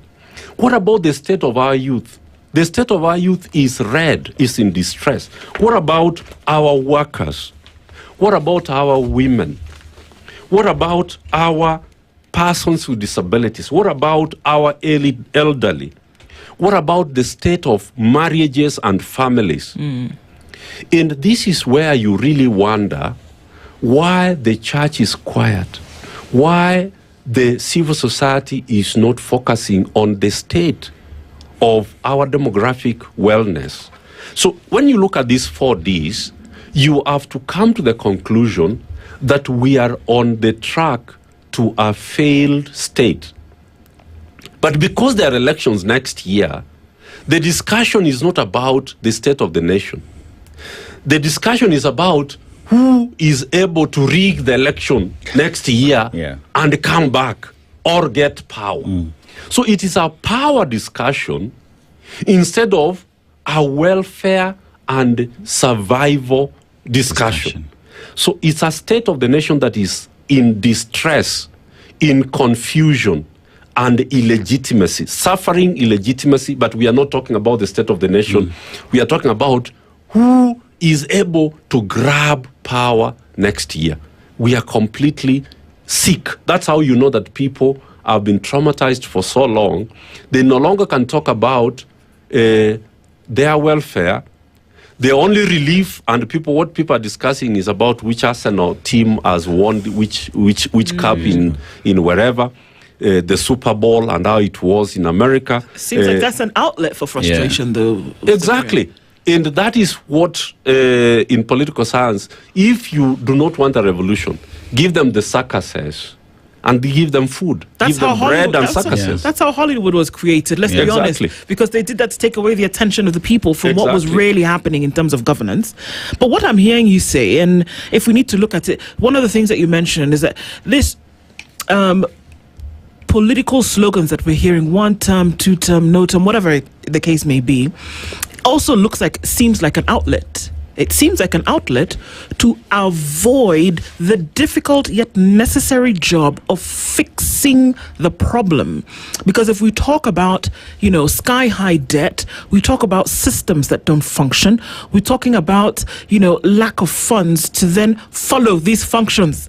And not because they wouldn't ordinarily be available, but because they have been diverted somewhere else where they should not have gone. Now, as you list all of these things, there's often the accusation, and this has come from political circles as well, that surely it's not everything about government that is bad. It's not everything that has to have a negative tint to it. There must be something that you then must be able to celebrate. Does that divert our attention from what is really going wrong, whereby you need to then say, no, you don't get to escape by asking people to be positive? What you must do, with the responsibility that you have been given, is to ensure that you leave it better than you found it. How do you play between those? This is very important, the question now you've asked. There is no constitutional obligation on me to say the positive things that government is doing. I've read I was one of the makers of our constitution, and so I know there is no obligation on me or any Kenyan to praise their government. In fact, patriotism, which is a national value in Article 10, means that you are loyal to your country, not to your government. So anybody who is asking us to say the things that government is doing very well or whatever is missing the point, because that's not our obligation. Our loyalty is to our country, not to the government. The government is of employees who have actually used our tools to browbeat us, kill us, jail us, take us through very, very difficult do everything that is unconstitutional. So my response to that is to say this. President William Ruto operates what we call Machiavellian politics. In Machiavelli said that you better be feared than be loved. So what William Ruto wants is to be feared, not to be loved. But Machiavelli also says it will be better if you have both. You are feared, but you are also loved. And so how he uses that is to use brute force. You remember his Mambo Matatu? use brute force, intimidate the population, scare people, instill fear, and then use our taxes to go around with the Nyota Fund and distribute money and the goodies, and so that you are loved at the same time. So that people do not actually have a discussion about how you are acting against national interest. So national interest is the only thing that we are concerned about. Our national interests begin with sovereignty of our nation. Recently, Macron was here. The president is the chief agent in undermining our sovereignty instead of securing it. So let us continue to remind Kenyans that the state of the nation is checked through the 4 Ds. If you are going to ask the question, it is how well has the administration developed our democratic credentials. And the democratic credentials we are doing very badly. Out of 10, I would give this government 3, because the violations, the intimidation, the way protesters are being taken to Kahawa and charged for terrorism, this has never been done before, where demonstrators are charged with terrorism. This is actually ugly. It is ugly. What we are seeing right now is actually unbelievable, where people cannot be helped to do meetings. You've seen tear gas in churches. Even Moi didn't do that. I remember Moi doing it at All Saints Cathedral, and the whole country united in saying, this is sacrilegious. You can't do this. Now it has come back in force, in full force. We are seeing that people are not even safe to worship in churches. And that's dangerous. Our economy is not doing well, under development. Devolution is in shambles, and our demographic wellness is in distress. That's the word I have used. The state of the nation is in distress. And I've listed these 8 categories of our demography, and we'll go from the time children are born, how those children are cared for. A country cannot secure its children. It's a failed state. It's a failed state. A country that cannot secure its children, what does it have an army for if it cannot secure its own children? Organ harvesting that is happening in this country, we know it. This city mortuary here reports every 3 months 300 unclaimed bodies of dead Kenyans. We don't know who they are. What country are we in? If we cannot secure our children, we can't even identify who has died in our mortuaries. You saw what was happening in Kericho, that there were 100 bodies in Nyamira that were buried in Kericho. Still unexplained. Yes. Unexplained deaths everywhere. So I don't know. Let it be Kenyans who actually judge where you place William Ruto's administration as regards these 4 pillars of the state of the nation. And Cyprian, of everything you talk about directly goes back or falls back to politics that you play in the country and for governance. A very long time. Yes. Politics has been said to be a very dirty game. I don't want to get involved in it. But then again, look at what that gives birth to.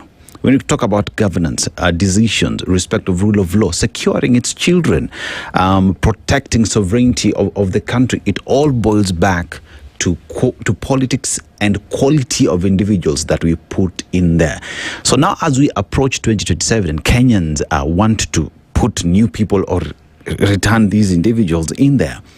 What kind of discussion or conversations must Kenyans want today if we are to address the subject of debt, if we to address the subject of security and sovereignty of the country? Because seemingly Kenyans cannot afford to stay outside politics if things are to change. That's a very important question, what you've raised. And this is my suggestion, Nduh. All Kenyans of goodwill towards 2027 must decide, first of all, to hold democratic, free and fair elections. And how do you hold democratic, free and fair elections, ensure that everybody registers as a voter, and everybody turns up as a voter on election day. Ensure that you vote only for women and men who are going to secure your national interest around these 4 pillars: demographic wellness, democratic faithfulness, development consolidation, and devolution and participation. Now, the Bible tells us in Matthew chapter 8 that a good fruit, a good tree cannot bear bad fruit. Bad fruit. And a bad tree cannot bear good fruit. So if you vote for bad people, they cannot give you good fruit. What we are experiencing right now is the bad fruit of the bad trees that we voted for. And that is why people in this election must approach this election differently. We cannot be excited about parties and about ethnic entities and what we are being presented for here. We have to be radical, and we have to be very, very radical. And I want to call upon Kenyans to approach the 2027 election looking at those 2 things. 1, register and be there to vote. Number 2, vote for the good trees. And you know, can we be honest that we know who they are? There's nobody. Even when Gashawa says that Ruto cheated us, and then we found ourselves that we have elected him, he said, no, Gashawa is not being sincere. They knew. We know these people, all of them. We know them. So let nobody lie. When people are there, acting as goons, they are not confused about this. Cannot be a good leader who's using us as goons. No, we know actually that we are the ones who are facilitating these people to destroy our country. So the only thing you have to do now, which is what we are doing as Kenya Bora, is that we are supporting candidates. That's how they are supporting me to be governor of Nairobi. That's how we have to support men and women of integrity and credibility to run for office. Because if we are all, the good people are going to stay away and say this thing is so dirty. So the people will only have a choice of electing one of the worst criminals on the ballot. So we have to offer Kenyans good men and women on the ballot. That's the first thing we have to do. So my rallying call is that good men like Maraga and the others and women, we need to come together and hold this national convention. And I have been speaking to Professor Kivutha Kibwana, the former governor of Makueni, and you hosted him here recently. Yeah. And he's actually hearing what we are requesting. We need somebody and people who can convene us to have a sober conversation in terms of how we are going to ensure that we hold credible election to elect credible men and women to office, and then hold them accountable so that the 4 Ds, the 4 pillars of our nation can be replenished, can be repaired. So that is my recommendation. First of all, let the good men and women come forward. Here in Nairobi, we are actually going to, I said this the last time I was here, we are going to raise money to support good men and women as MCAs, especially young men and women. As MCAs, as MPs, we are going to force some people. I have been speaking to Faith Odhiambo, the former president of LSK. We want her to run as the Senate of Nairobi. We will pay for the bill for her to become the Senate of Nairobi. If we can't get to the place where Americans got to pay money for Obama to run and win, we are not serious about our country. We have to come to a place where we actually approach good individuals like Faith Odhiambo. You drive to our office and say, Madam, we know you are not interested in this politics. But if we made you Senator of Nairobi, we know for sure that you will be a good senator. So what you're talking about here is that there has to be something radical that is done completely to sort out. Because if we talk about the state of the nation, which is where we started, being in distress, what you need to do is have something radical that is going to sort out the issue. If you don't do that, you are not going to change a thing. Don't wait for people to offer themselves as candidates. Offer them as candidates. If you are supporting Sifuna and you are supporting wherever, send money to the number so that he can have money to run rallies. And I'm very happy because I've been working with them. And one of the activities, I actually saw Kenyans sending in 2.6 million to the account, which is what they are using to do the rallies. That is very important. So we have to come to a place 2027 where we are going to be the ones to list the men and women we want in office. In your county, we have 47 counties. Don't wait for people to offer themselves. Call them and say, it is you, madam, we want to run. Nduh, we want you to run for this office. And we are going to pay for it.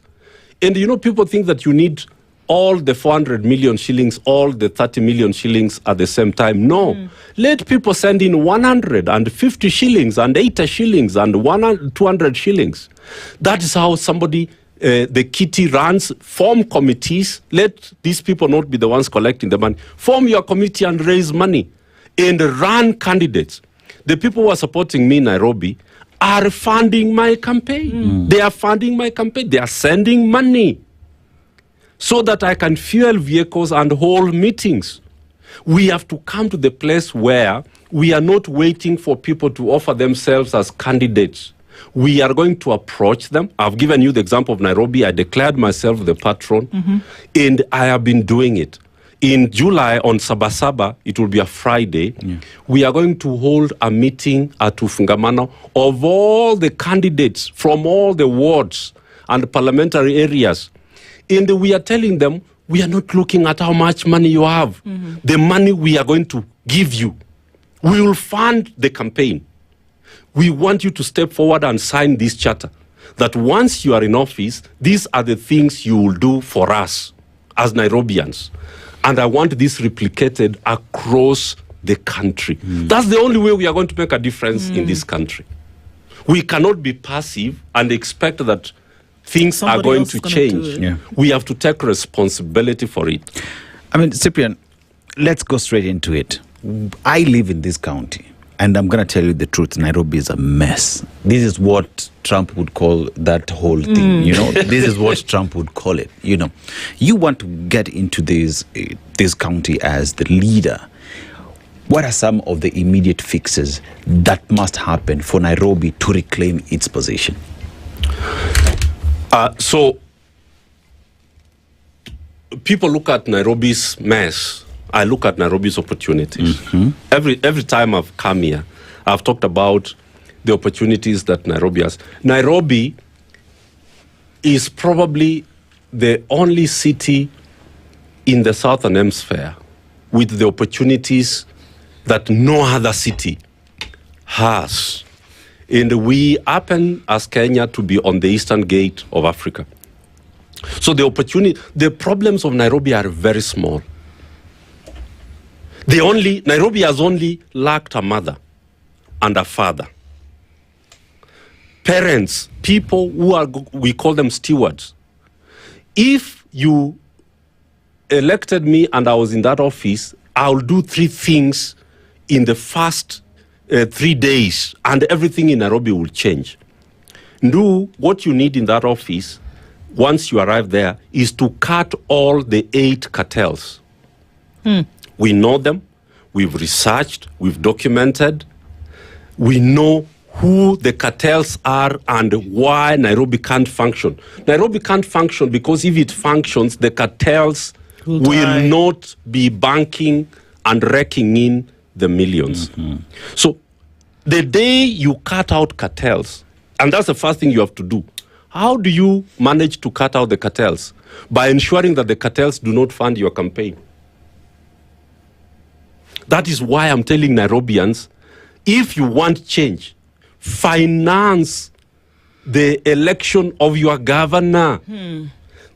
And a governor that you funded will go to that office without any baggage obligation to the cartels. To get his or her money back. Because they will be saying, excuse me, our money back through this contract, this garbage contract, this road contract, this contract. In Nairobi, it is the MCAs who are doing the roads. Nairobi is in shambles because it's the MCAs who are doing the roads, the contracts. And you know why they are given the roads? So that they do not impeach the governor. So that's how the cartels work.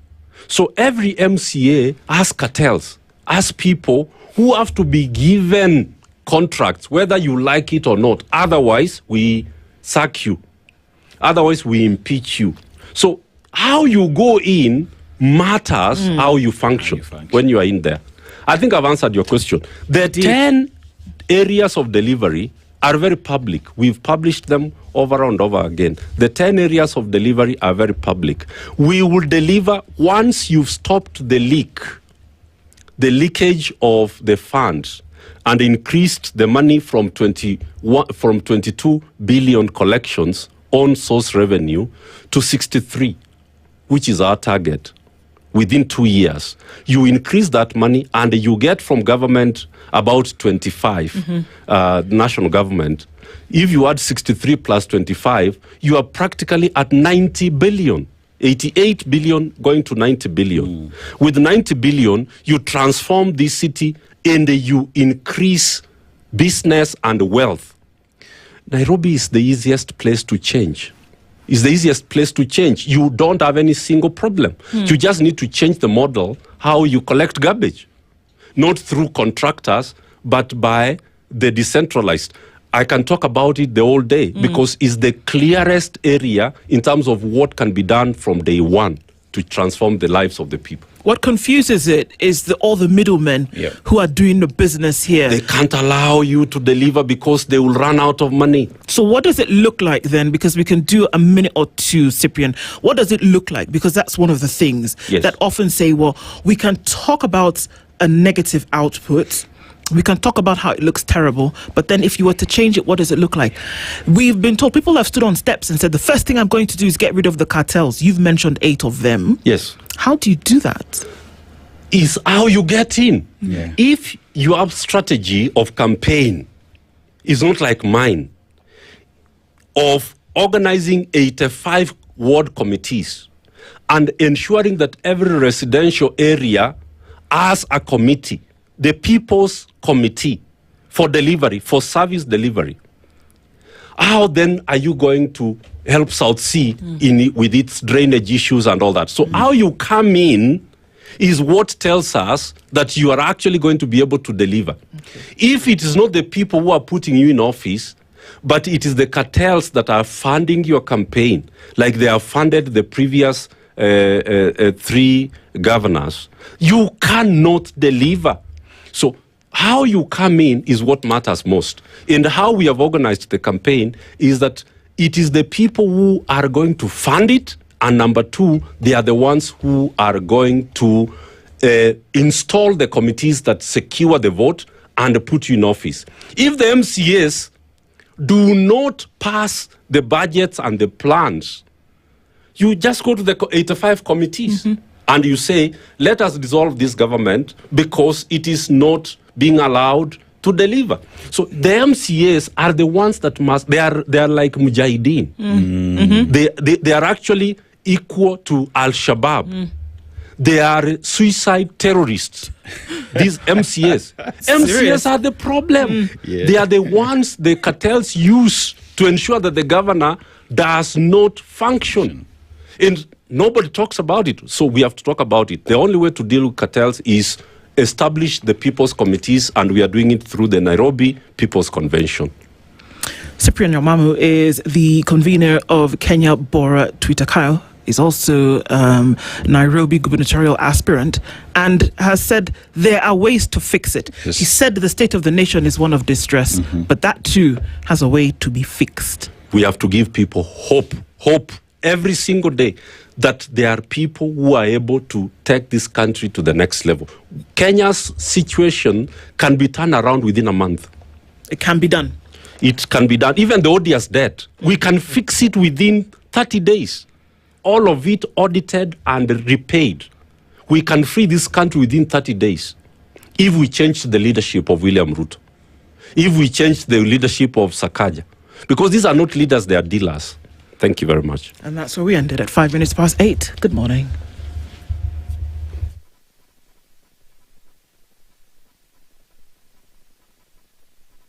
The latest news from around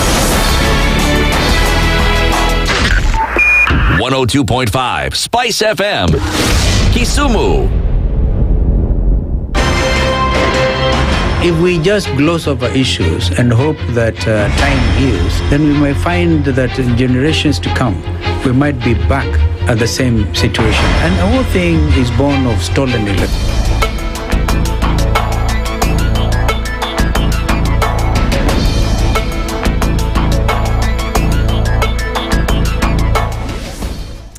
Good morning. This is the news. I'm Sheila Tembor. The private sector, through the Kenya Private Sector Alliance, has opposed some proposals in the 2026-2027 finance bill, warning that it could hurt businesses and reduce employment opportunities. KEPSA says the proposed tax measures will increase the cost of doing business and weaken Kenya's competitiveness against regional economies such as Rwanda and Ethiopia. The alliance says it supports government efforts to grow the economy, but urge authorities to ensure taxes remain manageable for both workers and businesses. Among the proposals, KEPSA wants PE to be reduced from 35 to 30% to boost consumers' spending power. The business community has also opposed plans to introduce VAT on digital payment services, warning that a move could increase transaction costs and discourage cashless payments. If KRA puts its foot down on the requirement, or rather the system they are asking us to file returns, for the first time in several years, we will have more number of tax filing defaulters than ever before. Because as a firm, we've only filed like 10 returns. We are on 25th of May because the system is not allowing us to file. So it's easier to say we agree on 4 months, but the practicality. And ODM party leader Oburu Oginga and party chairperson Gladys Wanga have announced plans to defend their senatorial and gubernatorial seats in the next general election. Speaking at an ODM rally in Kisumu, the two leaders signal a shift from earlier calls for ODM to secure the deputy presidential slots in its alliance talks with UDA. Ningekuja haraka sana, so that I say also declare that I'm also sitting governor of Homa Bay and aspiring to become governor again in Homa Bay for a second term. Jina tu Patilin. Yeah, Jina Oburu Oginga, Senator Siaya County, and defending my seat. Oburu said ODM will engage UDA on possible zoning arrangements to allow each party to field candidates in regions where they enjoy strong support. But we are zoning only for ourselves within the coalition of ODM and ODA. And these are still under negotiations. And this thing called zoning happens in every election. Even in the last election, we had zoning. That is why we lost Nairobi. Because our friends were saying, we leave Nairobi for them and they are leaving the presidency for us. But what they did not do is to give us their people. And that's the news. I'm Sheila Tembor.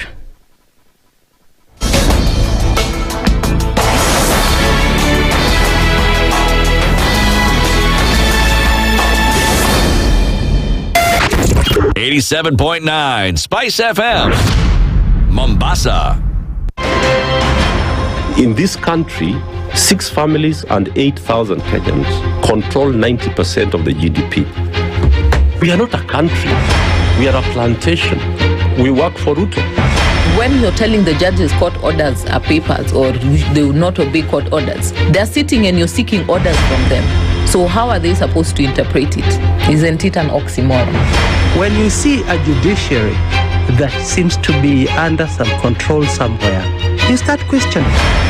We have very powerful governors, but they don't use their offices to serve the people. If you are not shameful to do what you are doing, why should we protect you? I'm human. Everybody's human. So when you're told, kuja tuongee, I mean, you'd be a fool to say, stagi kuongea. Conversations have to be had, you know? People in leadership should only go into leadership if they are ready and willing to change the lot of the people. The Situation Room, Kenya's biggest conversation. One of the things that are ailing our country is negative ethnicity. You find you as a state officer, instead of thinking as a Kenyan, you think like a tribal person. Let me tell you something. The biggest problem we have had in this country is a leadership deficit. There is nothing that you are going to do in the process of change if you are not a risk taker. So you really have to pursue your vision to a logical conclusion and even be ready to step on people's toes. When it comes to the economy, you can run away with it. They say statistics are like bikinis. They reveal a lot, but they conceal the vitals. And so government people would throw statistics at you and tell you they're revealing a lot of information to you, but it's really concealing the real vitals. We need to get out of that, because when we want to grow our democracy, one basic thing that really requires to be understood by the political class, by all of us, is institutions are critical. This is the Situation Room, the only way to start your day. If we just gloss over issues and hope that time heals, then we might find that in generations to come, we might be back at the same situation. And the whole thing is born of stolen elections. Spice. When it comes to the decisions you make, you must be independent. There's no way you can allow one institution to dictate to you how you're going to conduct your operations, how you're going to decide cases. It's a no. When you weaken the institution to the point where they cannot take action, then you realize that politicians have to come up and now start dealing with the issues. That conversation has to die. Our politicians do not like the hard stuff.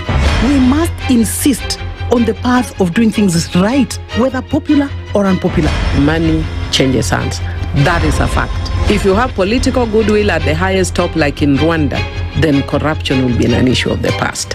If you don't have political goodwill at the top, we will pass laws, we will amend laws, we will continue passing laws and re-amending laws, and nothing will happen. This is the Situation Room, the only way to start your day. Mature, intelligent talk every morning. Spice up yourself.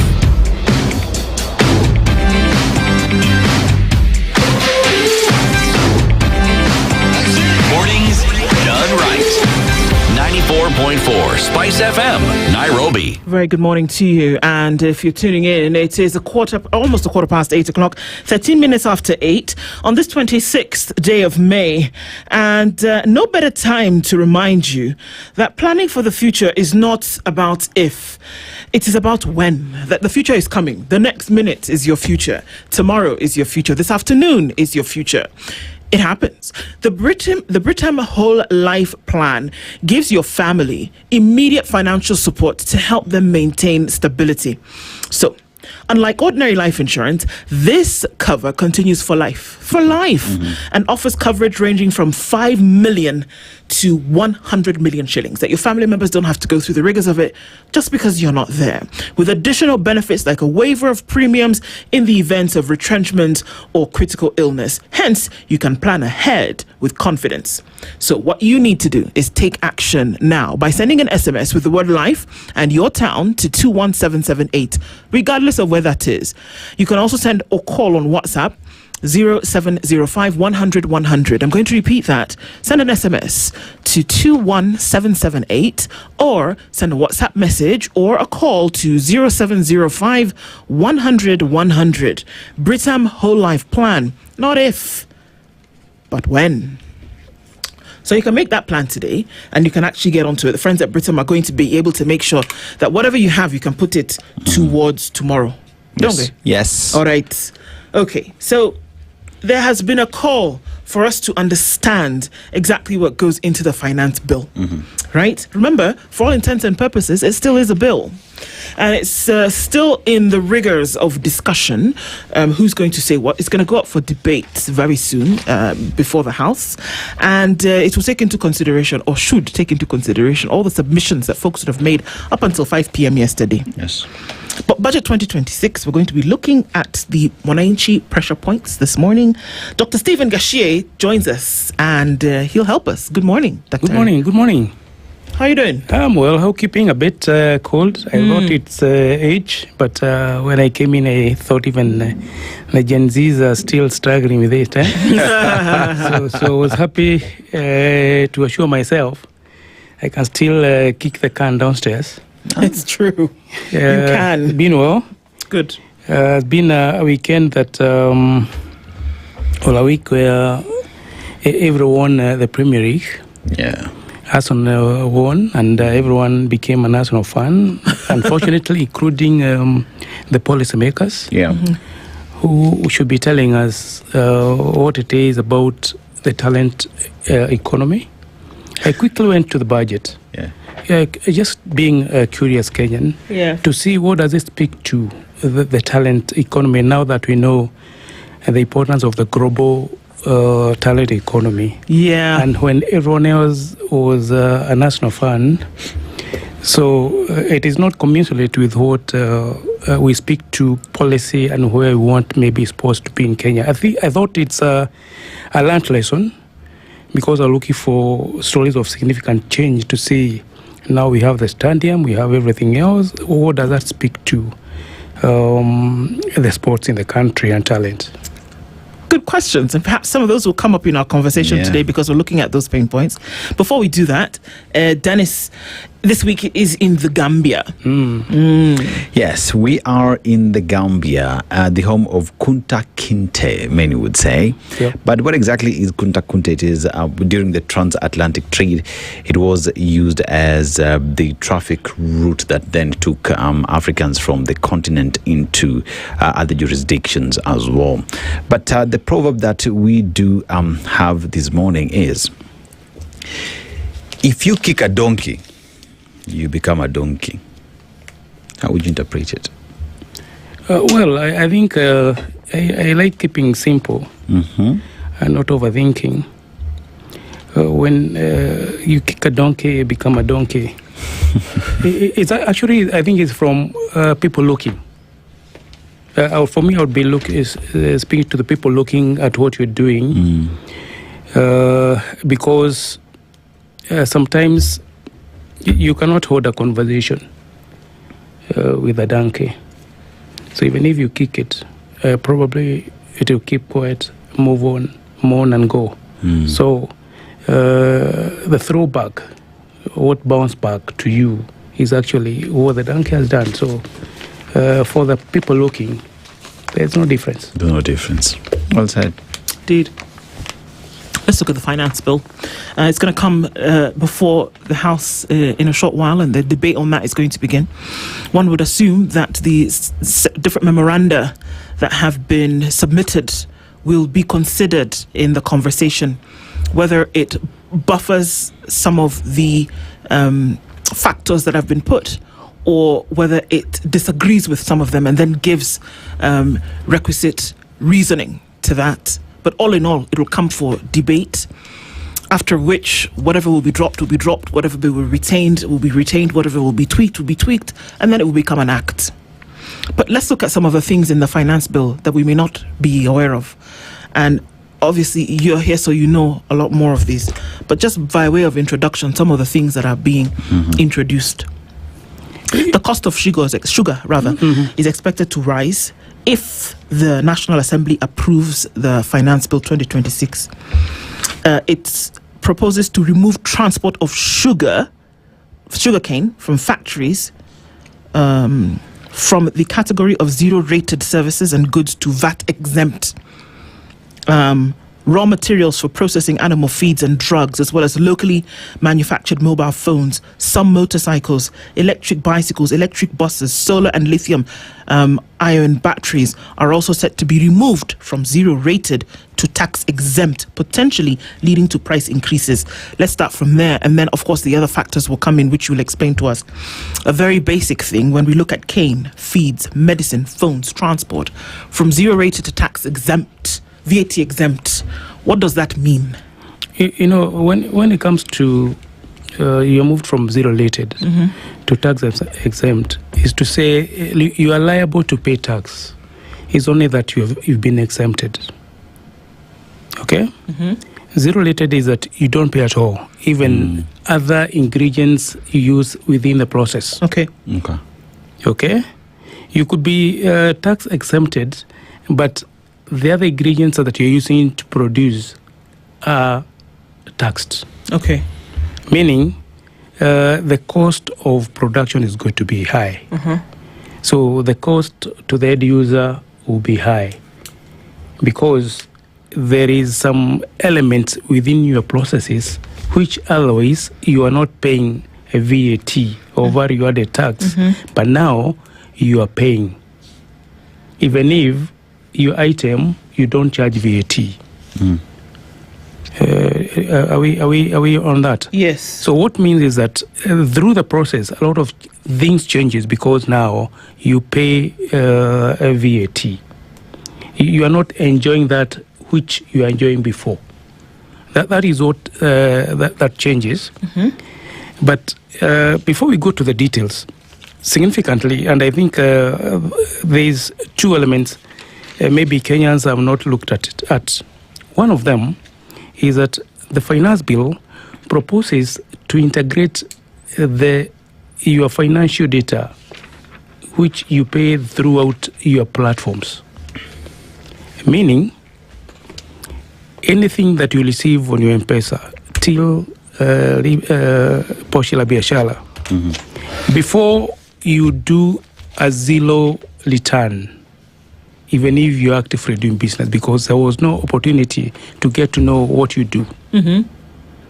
So that Mama Mboga in a very busy market, who comes with a truckload of burgers and sell to everyone, and she is paid through Poshi la Biashara and everything else, that money goes to either M-Pesa to the bank. So what KLA proposes to do is to integrate that with their systems so that they have feasibility with what you are doing. So they can collect your PIN and M-Pesa number and even your money in the bank and tell you now, please explain to us where this money is from. Okay. So that's quite significant because probably there will be the end of zero returns.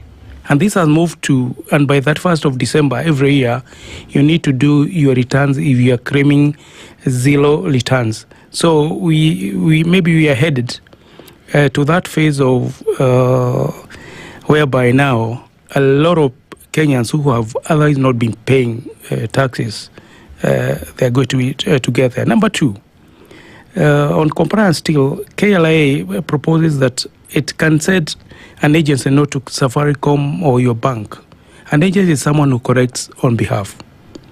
So if you have a case with KLA, whether you've gotten even a ruling favorable to you at the court and you go for appeal, KLA is seeking through the finance bill to freeze your account. So as you case whether you have a tax liable or not, your money will be frozen. How does it benefit them? Everything. Because they are holding the longer part of the stake.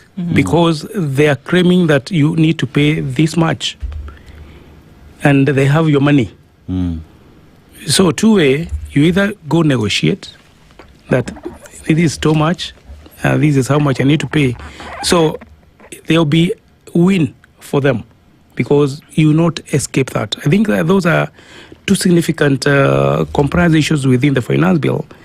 People are more focused on the 5% pre-assumptive profit for Mutuba, and you're learning to see what it means to businesses, to everyone when it comes to compliance and the cost of doing business. Yeah. I think that is two things I wanted to point out before we delve into the deep end. I mean, especially when it comes to digital payment platforms, right? We see that Kerry is getting into that space, and we see rather conversations with Kenyans or entrepreneurs out here. They're saying because of what that means, they're highly likely to force Kenyans to go back into hard cash.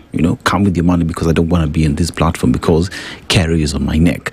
What does that do then to, say, these institutions that have made billions because of these online platforms, vis-a-vis as well, KRA making it easier for many, right, to also just move money without being tracked? Well, I think I'll start with the KRA because for them, like KRA, they always make it like if it's punitive to do business on digital platform. Instead of put it convenience for you to do business and laterly pay what it is that you ought to pay to KLA. I think that is only area they need to tinker so that it looks like it's convenient to pay. It's not punitive. Yes. Because if people interpret it as punitive, there will be a lot of under the mattress banking. When we have a lot of other matters banking, then we miss what we call velocity of money in the economy because there are not a lot of money within the established financial systems. Okay. So that could be, and to an extent, those people who from the villages, you might go back to barter trade, whereby you exchange goods equivalent in value. Or cash. Cash. Yeah. So it will depend on how KLA is going to position it, how they're going to communicate what is it they're looking for. Otherwise, if you look like it's punitive, it's punishing you, then a lot of things will go back to cash business. And those people who are in digital platforms, then we might see a lot of institutions closing down and maybe even unemployment. And also the innovation part of it dying. So when we look at this finance bill and then the thoughts that a developing country needs to be economy facing, and if you look at Kenya's economy and what grows it at the moment, two of the big areas are agriculture and the service industry. And I thought it was interesting that in this finance bill, the zero rating now to tax exempt is targeting two of those areas.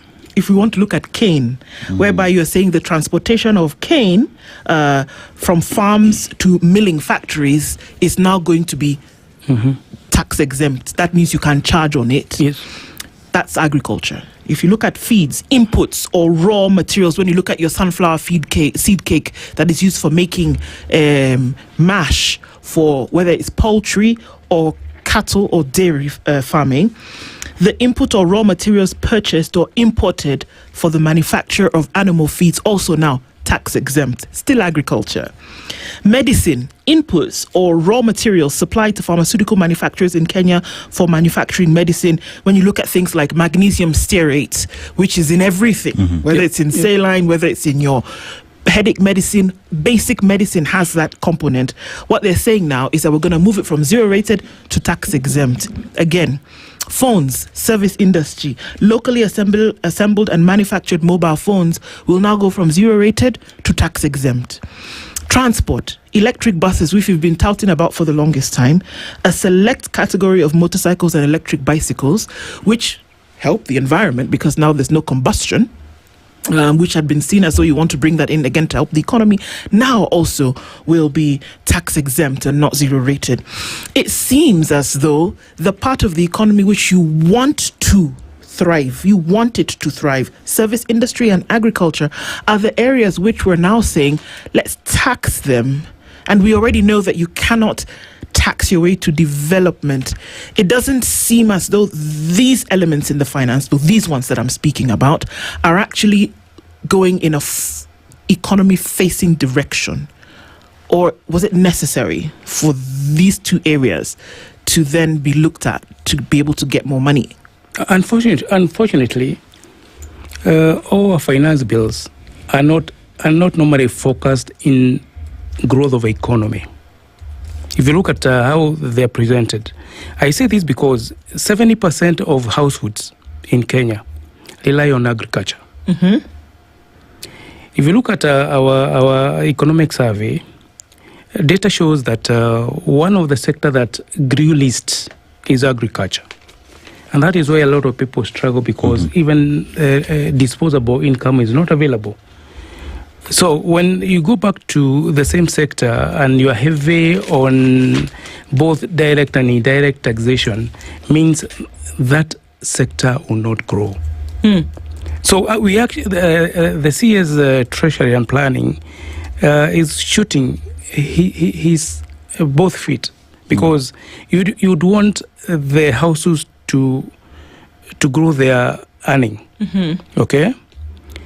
But now, instead of putting those measures that will make that happen, then we go south. Number two, if you look at our industrialization, our manufacturing sector, also in terms of growth, when the manufacturing sector doesn't grow, means even agriculture is affected, because there is aspect of value addition. And one of the sector that had difficulties in growth is manufacturing. And also, if you looked at loan defaults, in fact, manufacturing was way above the industry average of 15% of non-performing loans. Why? Because the sector is struggling. Number three, the other avenues where the country would get resources like carbon trading. You know, that's a new trade where you get a lot of resources. However, if you look at now the new taxation regime on electric everything, you know, we're looking for a quick gain to get the money than the long-term gain, where now the country can say, look, this is how much we are earning from the credit, trading. So until when you are doing finance bill, we look at the economic aspect than revenue collection. I think that is what must change when looking, and even when you are budgeting. We should not necessarily be budgeting. We should not necessarily, when you're looking at the finance bill, is that we want to correct as much from the new innovation and all that. We need to look at the impact, the outcome in the long term. Because that's what we're saying now. Now, if you have cane, because the folks who have to move cane from the farm to the processing mill, and there's going to be some added tax on that, what's going to happen is that your byproduct, which sugar, by the way, okay, so your sugar, which is used as a sweetener, becomes expensive. Industrial sugar, whatever, becomes expensive. So you who's going to buy it off the shelf, you're going to have to spend a little bit more for it. You who is a farmer, to buy feed, you will have to spend a little bit more for it. And then we who buy the meat, or who buy the eggs, who buy the sugar, whatever, we have to pay a little bit more for it. Cosmetics, medicine, all of these things will have, especially for those that are locally manufactured, we're going to have to spend a little bit more for it. It may not seem like a lot, but if you're buying a painkiller, for example, that has been manufactured locally, and the item that goes into its manufacture is more expensive because of the tax, we're going to have to spend a little bit more on it. 5 shillings, 10 shillings, whatever the case may be. If I'm buying a phone that has been locally manufactured, I have to spend more to buy it. Transport, I mean, there's no telling what's going to happen. We are now in the e-commerce revolution where I can sit where I am and somebody can run around and do my things for me. Those bills will become more expensive. Is that not what we're talking about now? That the end user, at the end of all of these processes, where somebody's sitting in treasury crunching the numbers, we read a finance bill, the manufacturers or the farmers or whatever it is have to spend a little bit more money. The person at the end of the spectrum is the one who's going to bear the brunt this exactly. process. And unfortunately, sometimes we do for Kenyans only, because once we make our industry be very uncompetitive, for example, where we always struggling and crying about sugar from Malawi. It's cheaper. It's cheaper. Is it any magic? No, because their taxation regime does not focus on collection of revenue, but the growth of the sector. And when the sector grows, you get more money. You understand? So when you make the farming, chicken and everything else, then you're saying our brothers and sisters in Uganda, you grow the economy, because that's where you're going to import. You know, we are growing the economy for Tanzania. You know, we're using our Kenya shilling to grow the neighbors, the economy. It's like you. After work, you have a kitchen garden, but you go and cultivate your neighbors' kitchen garden. Then after that, you buy from them. You know, so I think we must change how we do our budgeting, how we look at a financial bill, because we make a budget that we must give money to. Yeah. Doctor, you've said something that is very critical, and that is about all we want to do is to collect money. Yes. But one asks the question, with the current taxation regime that we see, will we even get that money? Because, hear me out, if we make things expensive at the end of it all, because if farmers spend more to produce, that means the end product will be expensive. That means Kenyans will have less even in their pockets to consume that product. That means the purchasing power of Kenyans will go down. You might not get the end result that you're looking for at the end of the day. Therefore, it is not in taxing more that you get more. It is in taxing appropriately that you get more. Correct me if I'm wrong. It is true. I keep saying here, there is no jurisdiction anywhere in the world which has grown organically through taxation. Zero. What the government must do is to create conducive environment for business consumption to thrive. And as you said, when you tax more, there's what we call consumption tax, VAT and others. People will not be able to consume, meaning you could be getting maybe taxes, revenue from this other side, but the other side shillings, which is more sustainable. So I think that is, I agree with you, that when you tax more, then people don't have even purchasing power to consume. So we need to, I think is the easier way to go about it. The government is lazy.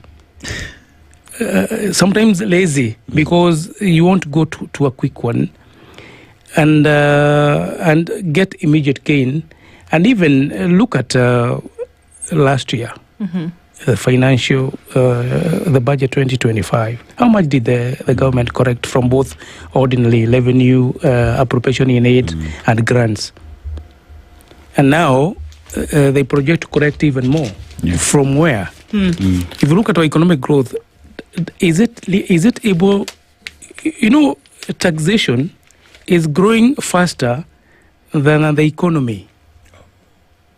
You know, it is growing fast. If you look at the growth of how much they want to grow to collect, and the economic GDP growth, they are at parity, and it is not possible. But you would imagine that patterns then play out, and that through that habit is formed. There has there been 5 years in following each other where KRA has collected the amount of money that has been announced during the budget? No, and not in this life. KRA has never, if they say this year, when they read the budget and the minister at that time, or the cabinet secretary during this time, says that the Kenya Revenue Authority will collect, we expect 2.8 trillion, whatever the case may be.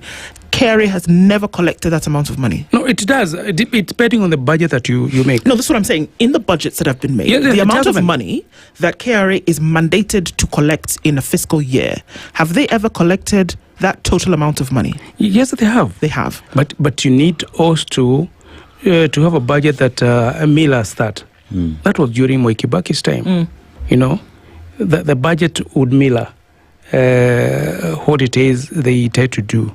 There is no way you'd have a budget of 4.9 trillion.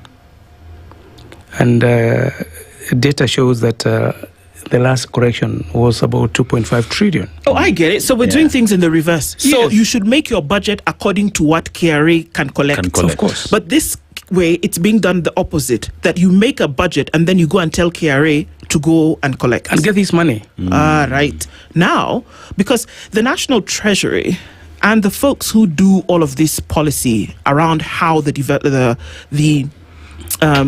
economy will grow, they're focused on the growth of the economy, yes?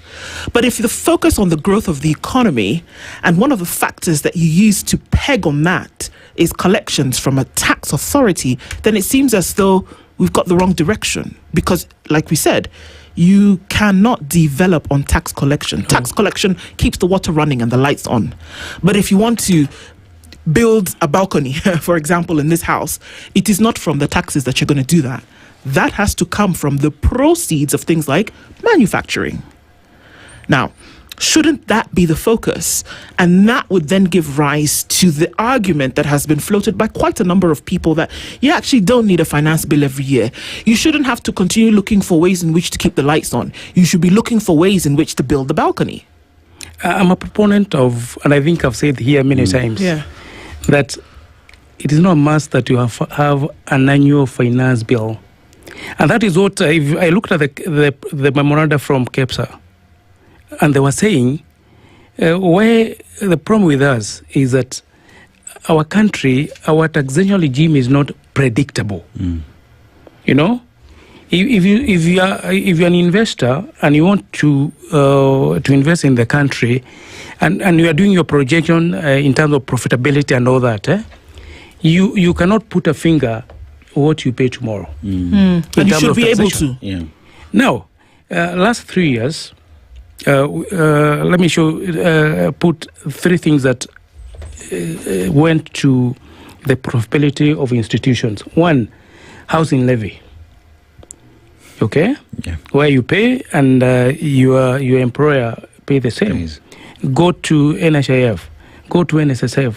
Those three statutory deduction had a knock to a lot of profitability, you know.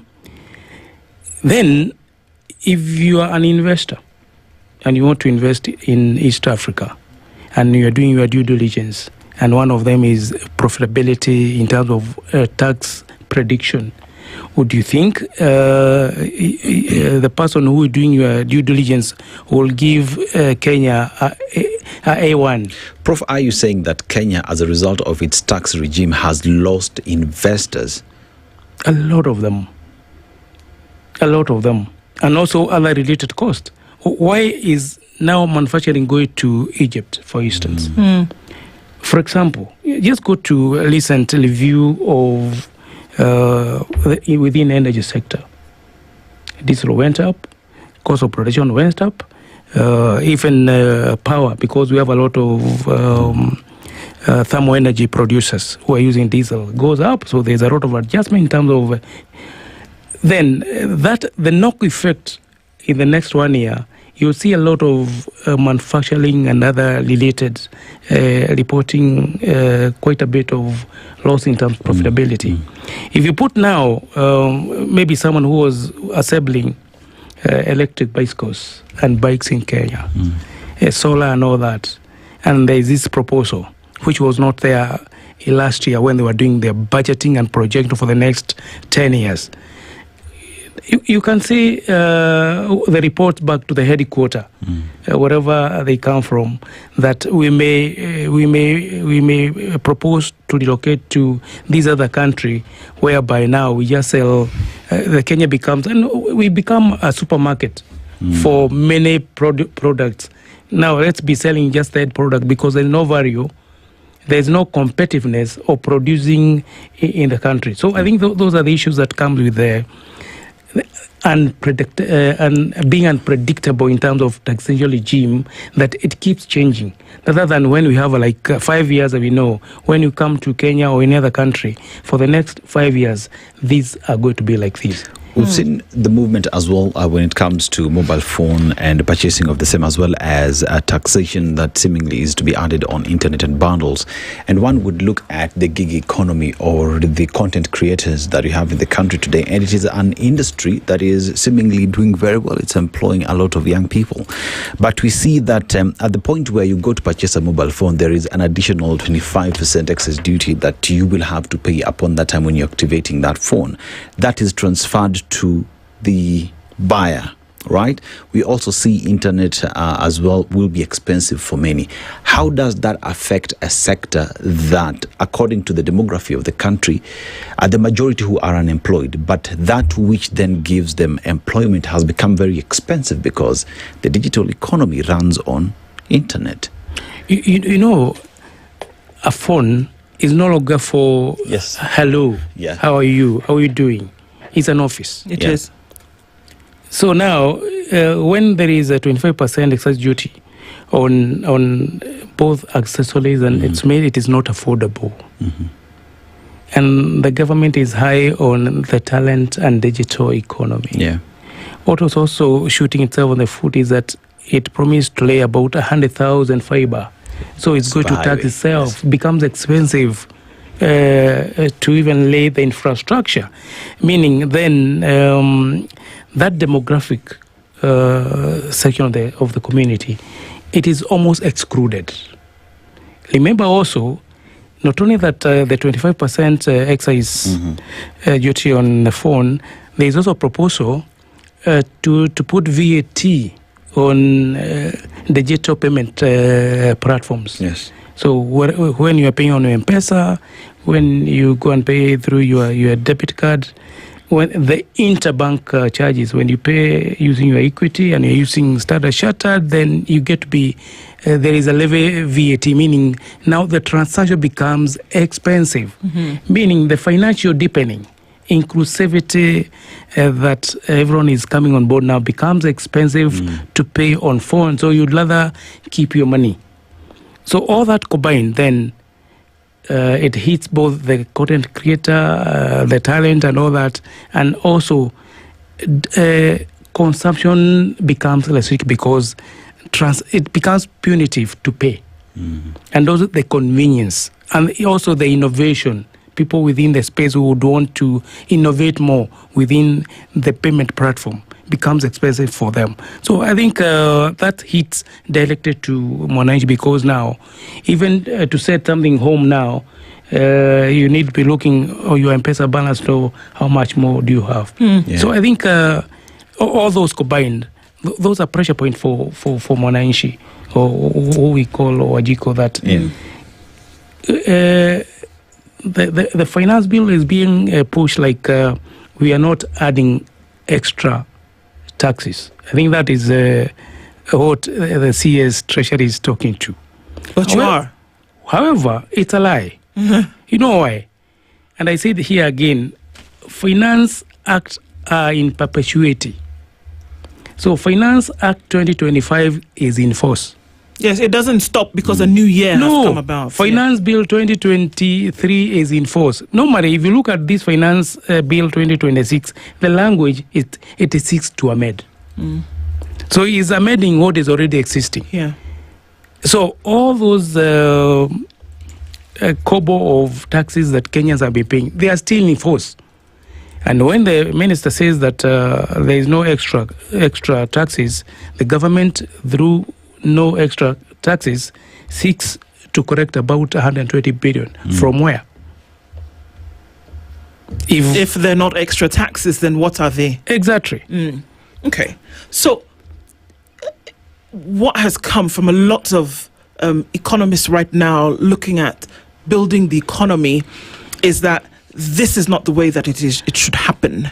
That what you are actually doing is that you're increasing taxes, and unfortunately it's a small number, or the smaller percentage of the population that is paying them. Now, if it were to be different, in order to have which the government, we know in the system of government, must collect taxes, that's undisputed, and at the same time, concurrently, you want a growing economy. What should we do? Because we spend a lot of time poking holes in this thing, don't we? But what should we do if we're going to say we must have an economy-facing movement and at the same time keep the lights on the water running and then be competitive in this global atmosphere in which we all exist in? What are things you must do? What are things that you should be focusing on? Should you focus on the things that are building the economy already? MSMEs, service industry, agriculture for Kenya? What should you actually be doing? I think we lost the opportunity 4 years ago. Oh, God. Okay, so what? Okay. You know why? 2026, 2027 budget is normally almost the last one for the regime. Because the next one, if the regime changes, they will only have 2 months to implement. So I say so because these are conversations that probably they would have had 4 years ago on their first budget, 2023, 2024. Because it would have focused on making the economic environment competitive and conducive so that the economy can thrive. Okay? And once the economy thrives, then gradually or incrementally, like you're going up the stairs, you keep on knocking off and pinching from the vibrant economy. For now, we have an economy that is struggling, okay? And also a budget that need to be funded. So there is very little leg room and headroom to even think, what is it they must do? So probably we lost the bus, the water has passed, the bus is gone. Until maybe if the regime gets back or a new regime comes, then they need to have 5 years to focus on the growth of economy through budgeting. And this is the thing, what grows today in Kenya? What grows the Kenyan economy that we've seen has happened before, that you're looking at all indicators? What grows the economy? Our economy is purely 70% agriculture driven, informal sector, so small businesses. So if you have the right input, the correct protectionist policies, the correct budgetary allocation in terms of appropriation and all of this, then you would actually see the economy grow in agriculture and manufacturing. You would see that if you did these things, you would see the economy grow. It's been proven before. Definitely. So why not do that? As I said, because we do a finance bill to correct revenue. We are so much focused on what we call developments in terms of infrastructure. So a major highway is not going to grow the economy? It would if the model is right. You know? For example, if we give a contractor to do a major highway from here to Mombasa, and 70% of the income from the project is exported back to their mother country, there will be no the ripple effect. And that's what happened with the railway, SGR. Show me anything significant apart from death along the railway that grew out of SGR. Point one. Yeah. People going to Mombasa. No, I'm saying something that have a ripple effect that on the economy. On the economy. Yeah. Show me one. Very little, because the model was sometimes long. So this is what I mean. Point us in a direction of what a model would look like that would make sense. Because here is saying that, for example, the money that was used on the SGR was budgeted, okay, at some point, right? But you're saying that if you're budgeting this kind of money for something that is not growing the economy, then it's a loss, right? The SGR, loss-making, many would say. But what would it look like as a model then that worked, then for you to say, yes, look, where you got money from, this is where you put it, and it is actually working? If I was the one doing SGR, I would have like 3 or 4 dams along that area,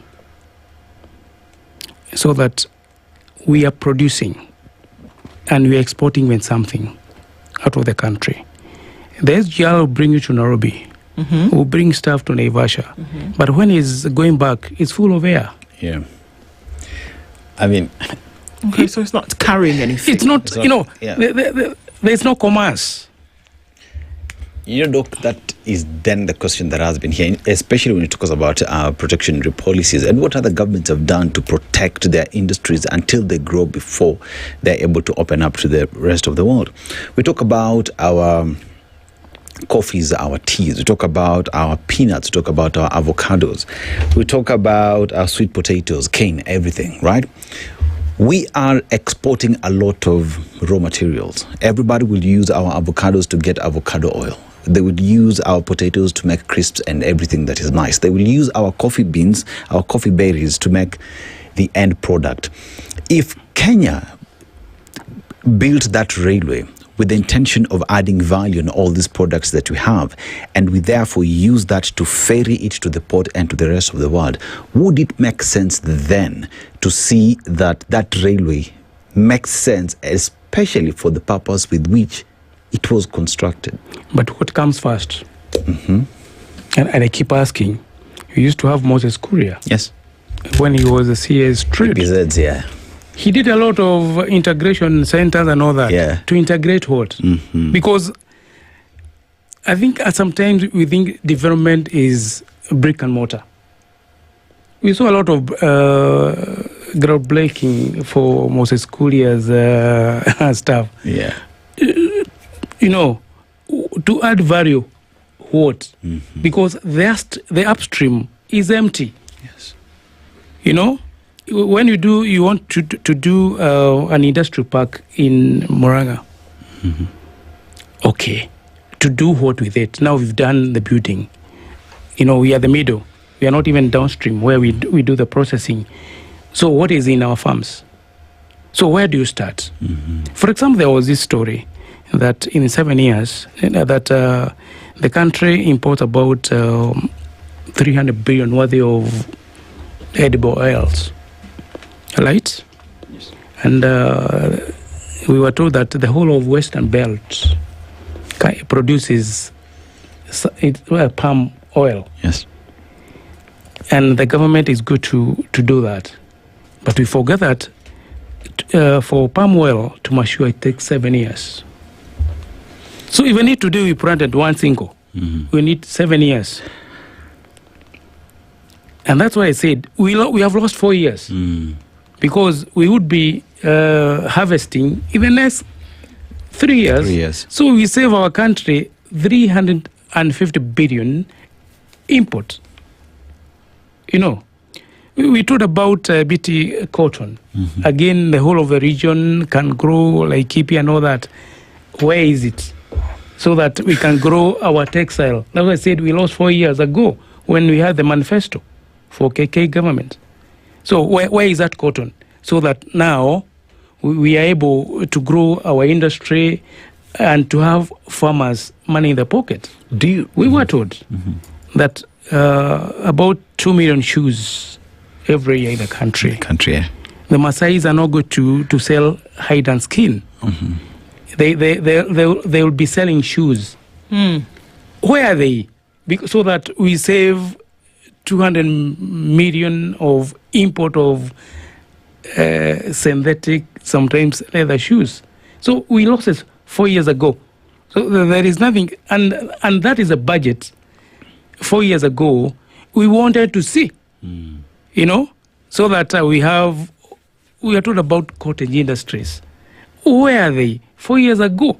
And that is now you understand when I mean about budgeting for economic growth. Yes. So if we saw that vote that we lose 5 billion to do a leather processing industry, and we have about 10 million Kenyans who go to school, and government says now all schools we are going to buy for our internal market. You know what it means? If you look at all those what had been sold, that is where we lost our budget making for economic growth. That's why I said it's lost.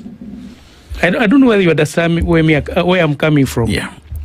Do you reckon, therefore, if the things you talk about were done and that today, in terms of taxation, the government of Kenya would not be so heavy on taxation in terms of raising revenue because the economy itself would feed the country? Exactly. That's what I mean. When you ask me, it depends on the model. We are doing Liloni Mausamet highway. Okay. Then what? To take people home during Christmas. What do we want to find for Christmas before January to Christmas? What do you want to see along that beautiful highway? What is that you want to see? You know, the upstream. The design works are there. Then let me put it simply. What are the corporate social responsibility for the road? What else can it do? What else can it do? Yeah. Apart from taking you to Kerisho, to Kisumu, and road trips. Well, those are the questions, and that's the direction in which we hope things will be pointing. Dr. Stephen Gashie, thank you for being here with us this morning. Conversations open our eyes and help us to develop more insights into some of these things. We know the way it should be going, and we should have conversations in that direction. Thank you for being here this morning. Our conversations continue until the next time. Good morning. It's 9 a.m. The latest news from around the world. 94.4 Spice FM.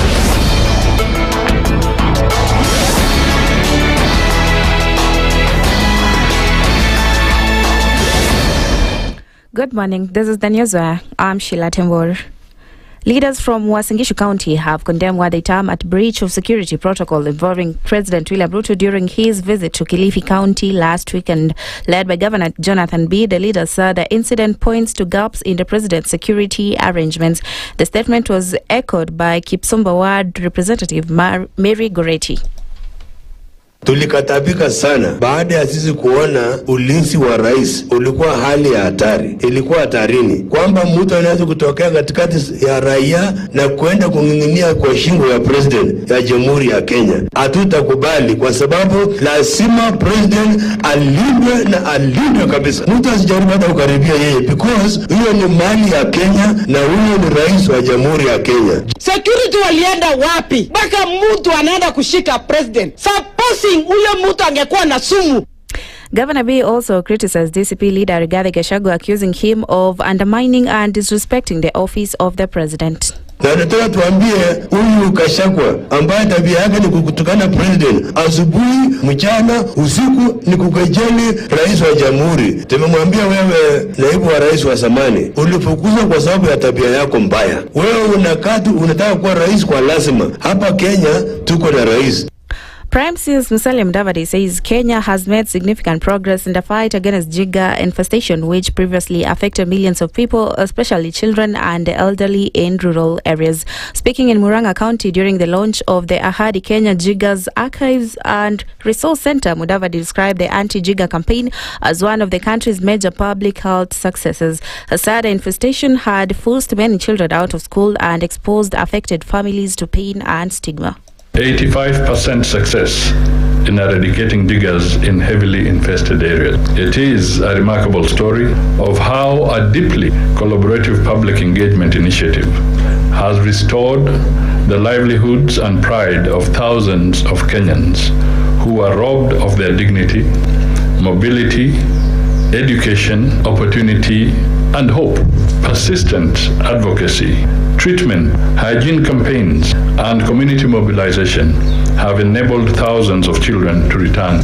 Families have regained hope, communities have rebuilt their confidence, and citizens have reclaimed their dignity and humanity. And to matters, agriculture farmers in Trans Nzoia County have called on the DCI to probe allegations of a fertilizer scandal amid claims that the fertilizer is being diverted and sold in neighboring Uganda while local farmers face shortages. Led by Philip Matui, the farmers are urging the government to review its distribution system and channel fertilizer through community structures and ensure it reaches genuine farmers. Mimi nalima eka zaidi ya 200. Ninashangaa sana. Nilikuwa Uganda Saturday na nimepata mbolea ya Kenya, iko mfuko ya Kenya, hii mfuko ya serikali. Mbolea yetu inauzwa pale Uganda shilingi 5,000 ya Kenya. Na sisi kama wakulima wenyewe tumekatashwa kupatiwa mbolea. Lakini hapa ni mabrokers ndio wanachukua mbolea, wanamaliza mbolea hapa cereal. Na sijui serikali wana mpango gani na hii cereal yetu ya Kitale. Because ile manager yote mwenye wanakuja tu kukutana na hii mabrokers. Itakuweko na njia tuanze mambo ya societies. To form societies ndio sasa hiyo mbolea iende kwa genuine farmers.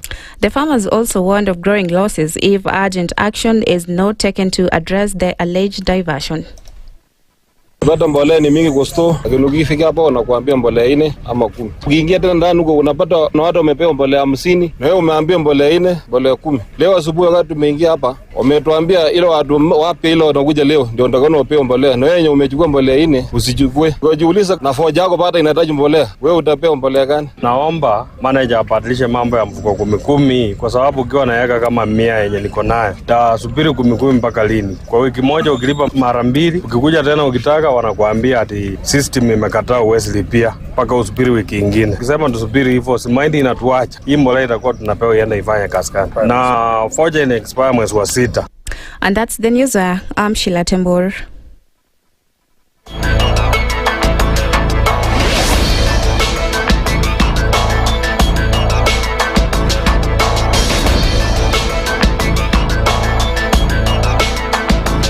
.4 Spice FM, Nairobi. The following takes place from 6 a.m. to 10 a.m. every weekday on Spice FM. I am also a publicly elected official. Okay. My salary is paid by your taxes. Yes. So if you need me to answer questions, we will not run away from you. Asante We will always be here. The government itself is engaging in corrupt practices. That the government itself deliberately schemes to influence through bribery members of parliament. You pay for a passport online. Alafu you're told there are no booklets. I rebuke matters corruption because corruption has brought this country to its knees. This is the Situation Room, the only way to start your day. The following takes place from 6 a.m. to 10 a.m. every weekday on Spice FM. Members of parliament, they go to settle, they're just promised, they get given tea, mandazi, and 100,000. That's not development. External borrowing, 589 billion. Are we on the same page? What did parliament pass? If anything happened to our president today, God forbid, that man would become president. Na ndio alilenga hizo stories za Shakahola. The real thing is our constitution has only one person who is accountable to us. This is the Situation Room, the only way to start your day. The following takes place from 6 a.m. to 10 a.m. every weekday on Spice FM. Presidency is fairly interesting in the sense that it will actually take us to a new consciousness. Swali zile watu waulizi na swali muuliza na shangala ni aje kwani huku kunaendaje? 30 billion shillings annually on travel alone in public service. A Kenyan can even demonstrate every single day of his life that Ruto must go. That is the only message of his demonstration. That is his right. That bribe blinds the eyes of the wise and subverts the cause of those who are in the right. This is the Situation Room, the only way to start your day. The following takes place from 6 a.m. to 10 a.m. every weekday on Spice FM. Baba should disown these experts and they say they went there on the because he keep on telling us that these experts just you came from Dubai and you found them there already at State House looking for jobs. Government has to has to introduce austerity measures. It's something that this government and the previous ones have not been able to do in this country. We've talked about it so many times. And really, I think you have seen the modus operandi of William Samoei Ruto since he came in. It's just showbiz. This is the Situation Room, the only way to start your day.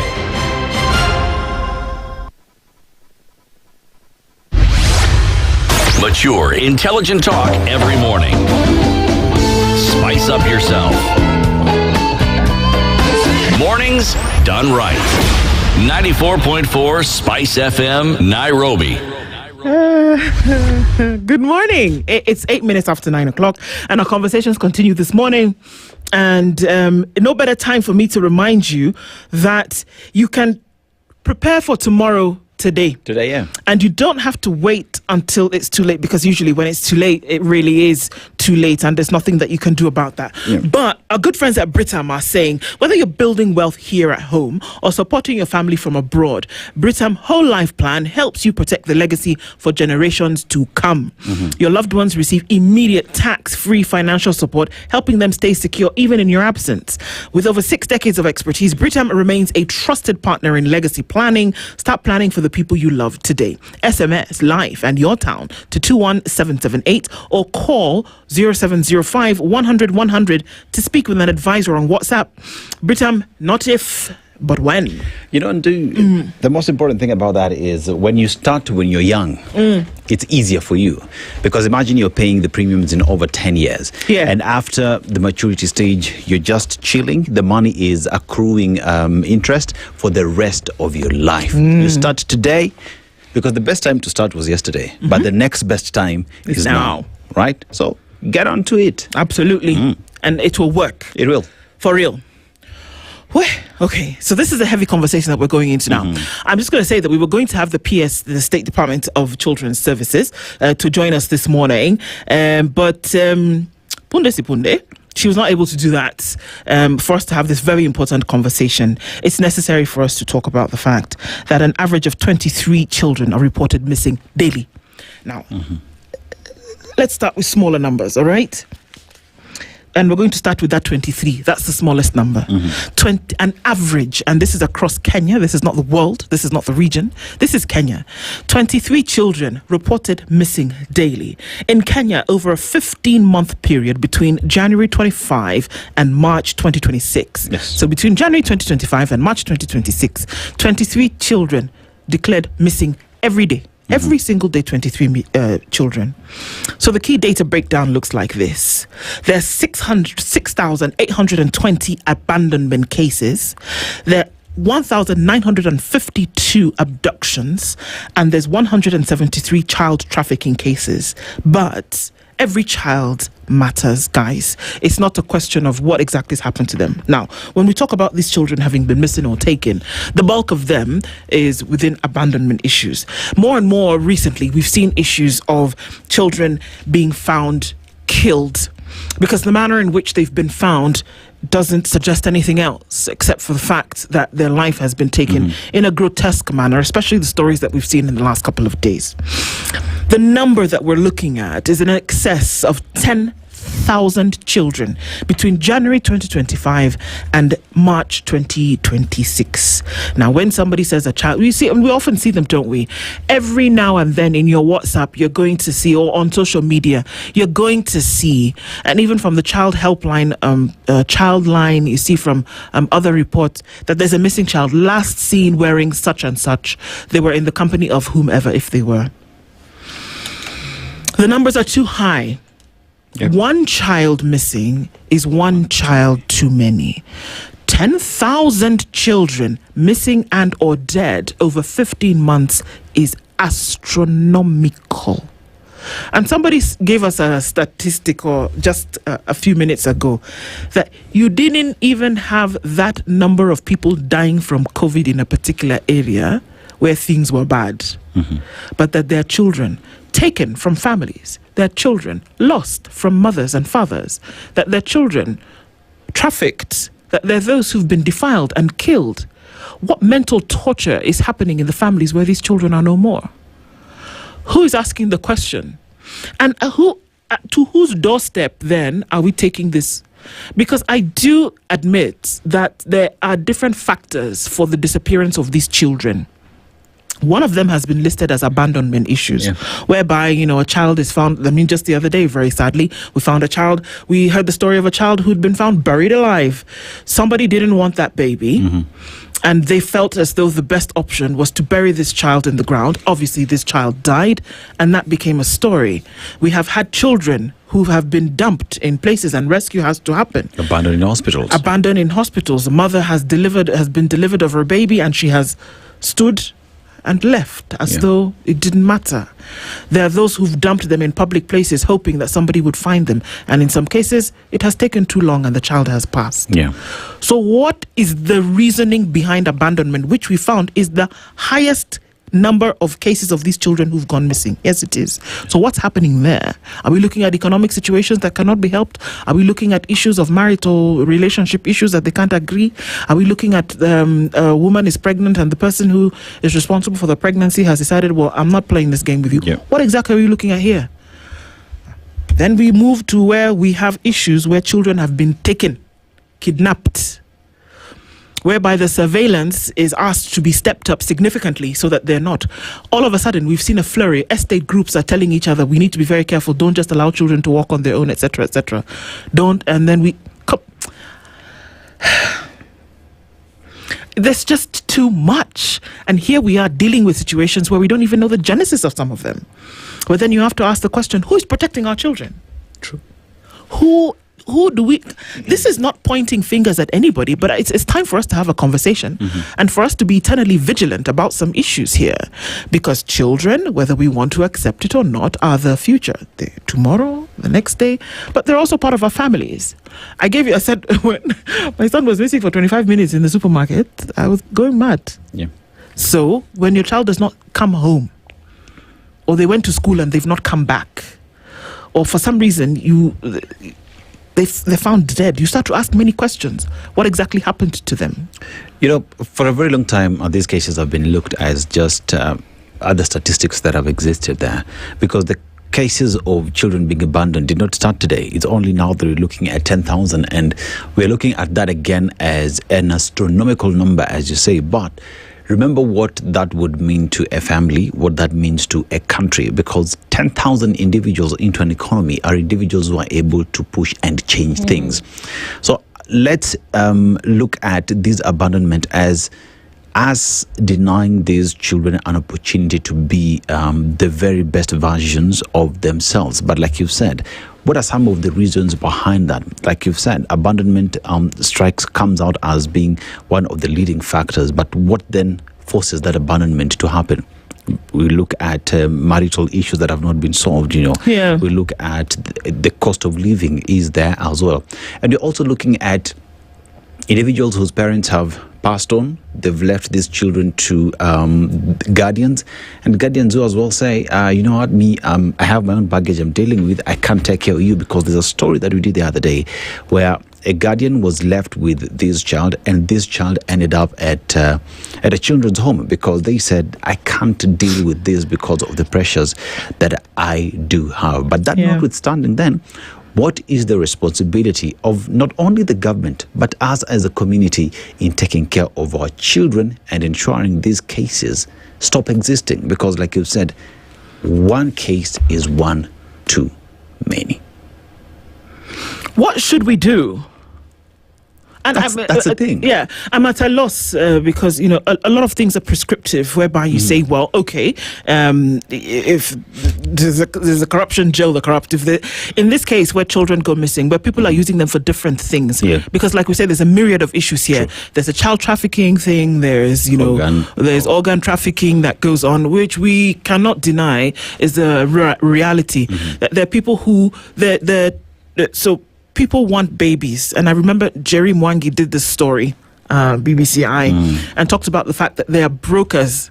It sounds crazy, but that children are sold as though you were selling cattle. That somebody can go into a hospital and her baby will be taken from her, and she's been told that this baby has died. So then where do they go? Well, somebody's trading them, and somebody's taking these children. These are things that actually happen. But when we see missing child and the poster is put up, where do these children actually go? And what do we actually do? What kind of conversation do we have? Because it is one of the cases where we say, okay, fine. Are the police aware? Should we be told if a child is seen wandering around? How many of us take the responsibility to say, excuse me, why are you here by yourself? who do you take this child to? Do you take them to the nearest chief? Do you take them to the nearest police station? Do you take them to your house? What do you do with them? If you take them to the nearest police station, I've seen a case where the police officers keep them in the police station until they're able to do the due diligence, and then they find whom they belong to. But then they feed them there. Do they keep them in a cell? Because let's ask a question, Nduh. Do you know of any safe house near your area? No. I don't either. I know of a children's home, but is that a place where I take a child who's been abandoned? Because you see, if unfortunately we have to compare, if you compare with what happens in the children's services, it is so clear that even when a parent is fought or is seen to be mishandling a child, the children's services will come and take custody of that child until that time when they're able to sort out the issues within the family, or foster care family is also well clearly spelled out and structured. Here we find ourselves in a case where a child is clearly being mishandled, is being abused. That child decides to leave because of the abuse. As a community, as a people, do we know what we need to do when we see these things? Do we know where to go to? Do we go to a police station where a child will be put together with adults in a cell? What should we do? That's the question, actually. That's the question. The numbers are on our screen this morning, 0732-142-653, 0732-142-650. We want to hear from you this morning. Is this a bigger issue than we're able to actually handle? And what do you do? Are we hearing more and more of these cases? This number has hit us in the face this over the last couple of days, and that we didn't realize that the numbers were so high. Did we know that children are missing at 23 per day for the last 15 months? Did we know that around the country over 10,000 children have gone missing for whatever reason? Missing means they cannot be found, or that they have turned up dead, having been killed. And these are also the children who have been raped and murdered that we've seen have been found. And yes, boys and girls. And that we know that children have been trafficked and moved to other parts of, it could be the country, the world, whatever the case may be. Some of these have been attempted and have been foiled. But this number that we're talking about are the children that have not been found. And you see the 10,000. We're not talking about the ones that have been found safely. Say, we found him. No. Have not been found. They've not been found, or they've been found dead. They've not been found, or they've been found dead. These are the numbers that we're talking about. Did we know that this was such a terrible situation? And what should actually be done? This is the question that we're asking, because, man, I'm at a difficult place. I'm at a loss. A difficult place where you say, come on, what are we saying here? And who are these families? Yeah.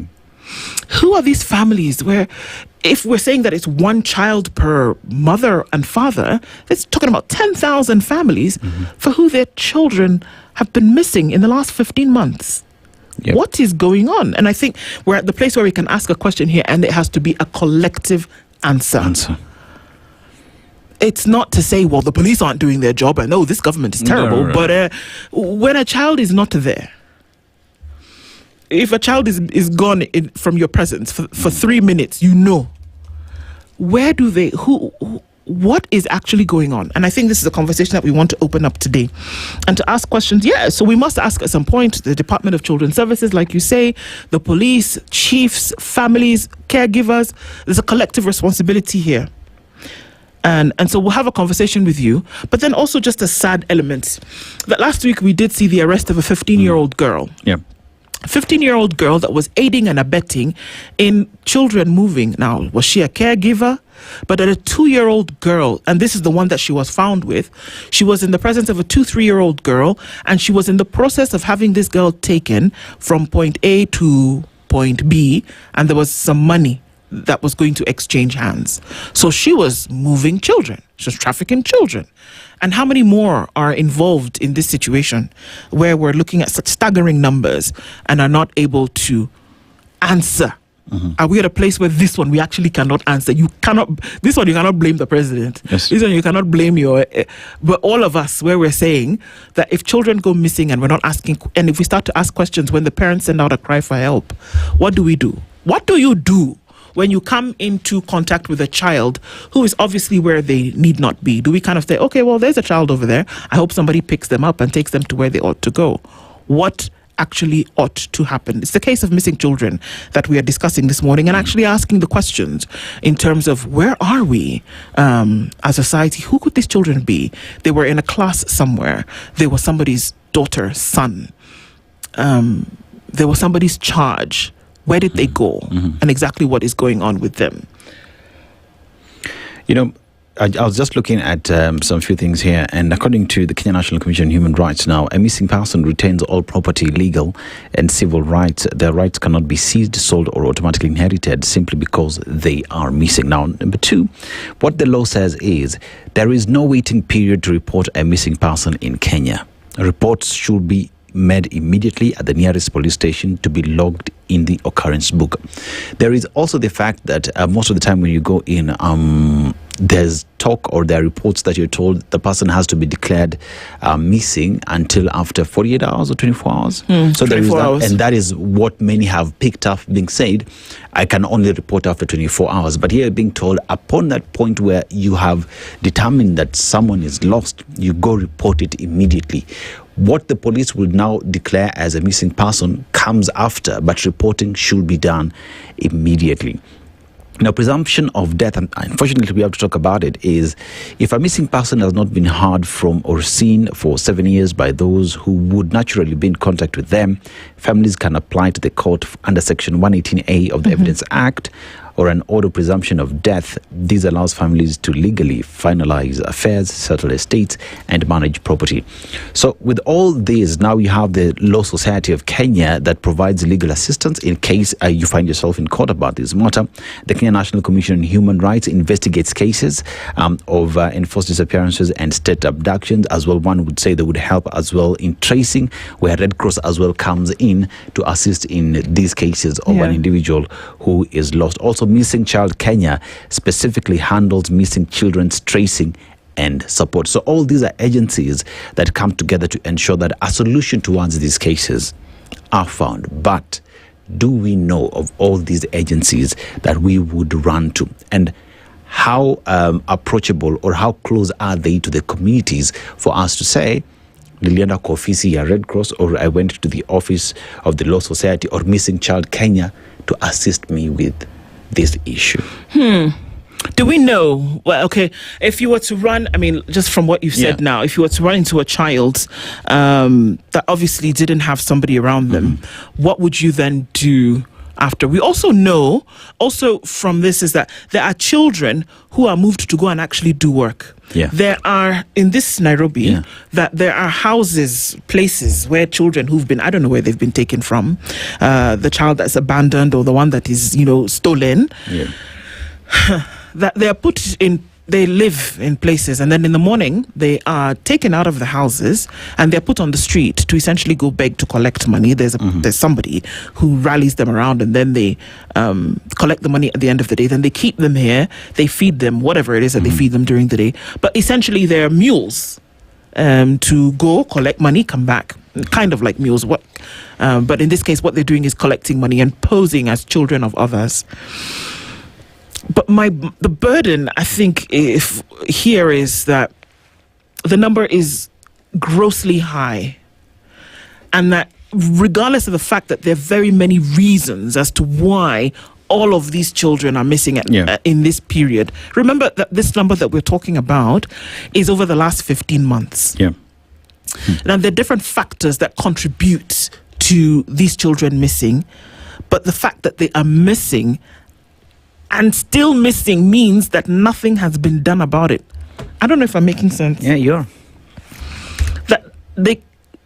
Would you be able to, if you were able to trace certain things, is it that we don't have adequate resources to find them? Is it that because we have to wait for a particular time to then establish whether they're missing? Do we have safeguards in place? In your estates, for example, is a child allowed to leave unsupervised? Are they allowed to walk along? Because nowadays, from what we are understanding, you can't even leave a child to walk from maybe where the school bus drops them to their house. Because last week, did we not see the van that was basically waiting around the school until somebody sent an alarm out? And then now you ask, okay, what would they have actually done? Is there the dark interwebs where things are happening, where children then are being looked for?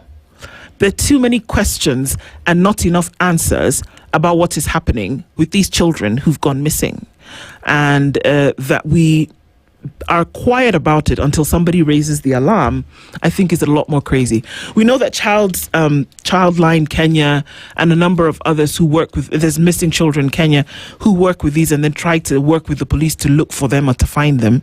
But then what happens after that?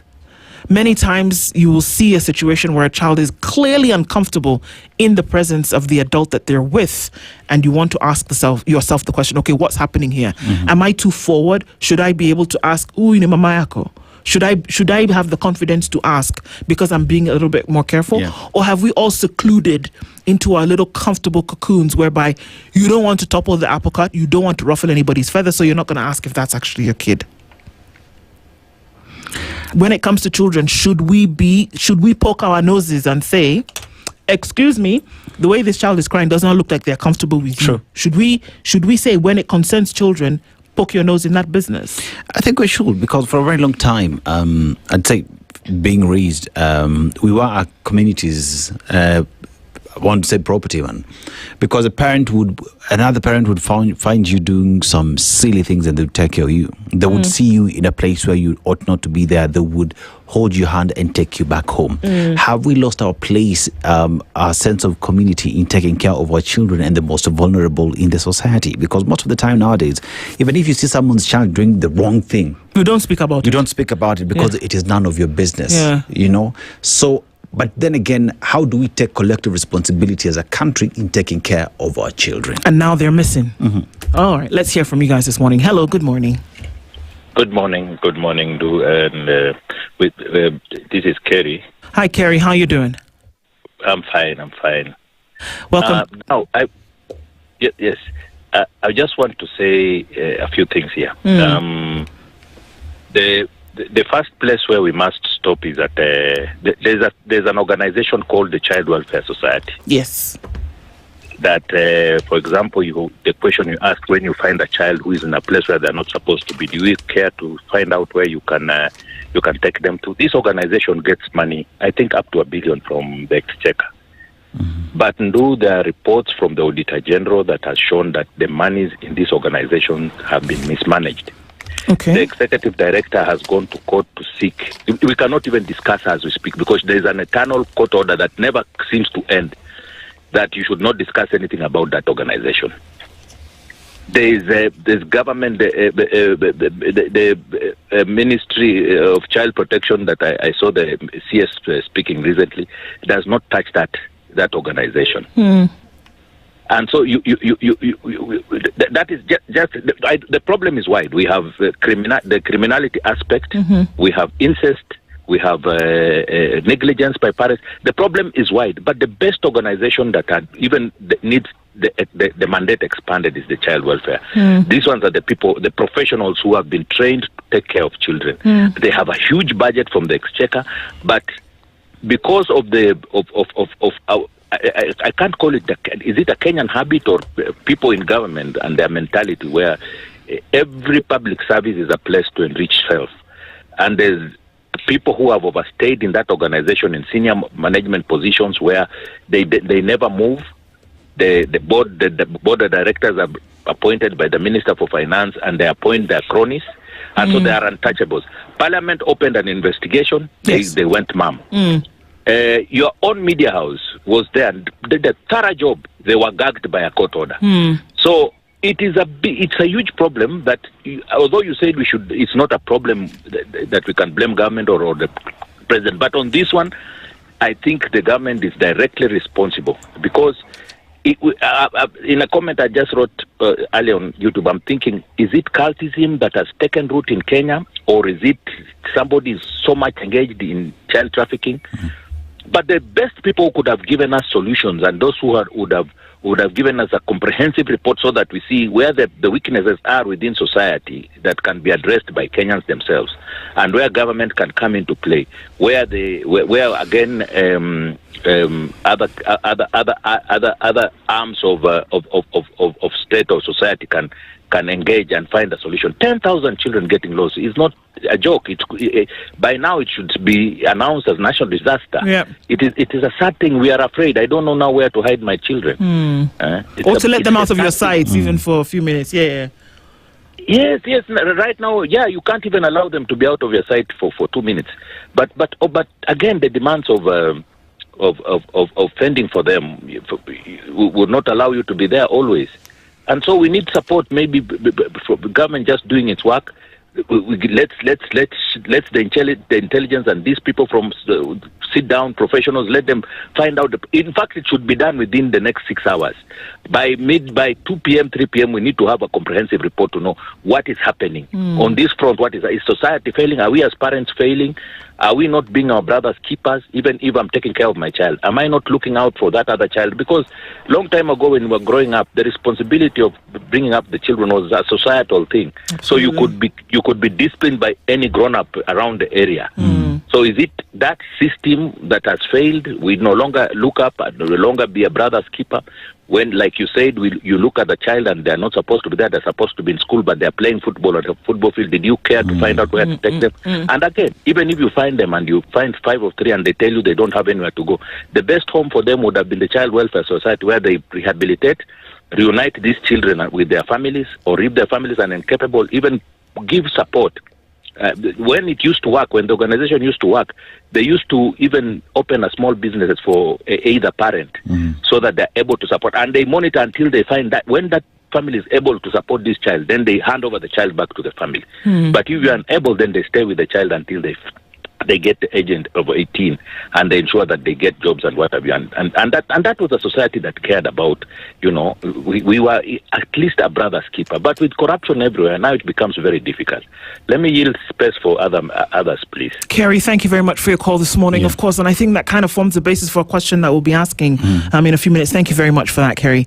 Thank you. And really, is it time that we go back to raising children as a village? Caring for children as a village, because truly we're told of times whereby the person who is your neighbor can actually discipline you, and they see you as a child walking from one place to another. They can actually ask you, excuse me, where are you going? Why are you not in school? Why are you not in school, number one? Who's or even if it's take me home. Who's your I know your father. Does your father or your mother know that you're here? And those used to be very normal things, because what did it mean is that there was a community essentially that was raising a child. It was not just in the family that was raising the child, but that everybody was concerned in the bringing up. But haven't we kind of morphed as a society whereby everybody is minding their own business, nobody is concerned about everybody else's affairs, so that you will not be called a nose poker? But then here we are in a situation, but look at what it's done. And that have we tossed the merits of being involved in somebody else's business for the demerits? I mean, we say that we've stopped being a village, but we can also become a village in a modern way. Let me just read what the real SC has said. And because he lives in America, he's telling us what happens there. The real SC says that there are amber alerts in the USA. Let me just do this real quick. There are amber alerts. Okay, technology. There are amber alerts in the United States of America that notifies everyone on their mobile phones the moment a child is missing. It contains the last known description or car license number that this child was in. So we have come to a point where a lot has changed. The village taking care of a child has stopped being the thing, right? But knowing very well the way our communities have changed, what new or modern ways can we apply in taking care of these children? So an amber alert is sent, say, within that jurisdiction. So let's take Embakasi, for example, in Embakasi, right? And amber alert is sent to everyone who's connected within, say, that what do you call that must. Everyone gets that message. That message would be shared by everybody who's gotten it to everybody else, including the picture of that child where they were last seen. And that message travels far and wide. Are we looking at these as the solution, especially at a time when the village has stopped existing to take care of the child? Yeah. So what can we do right now, today, in the 21st century, to address these issues? Yeah, and we have to. We have to. We really do. Because I know that, how do you hear about a lot of the children that are missing today? It's a WhatsApp message. It's spread from groups to groups. Yes. And we're told, okay, send this message to all of your networks, your groups, let people know that this child is missing or whatever the case may be. How many of us actually send that on? How many of us are looking out for such a thing? What it does require of us as a society is to then be vigilant. And do we have the time? Do we have the interest to be vigilant?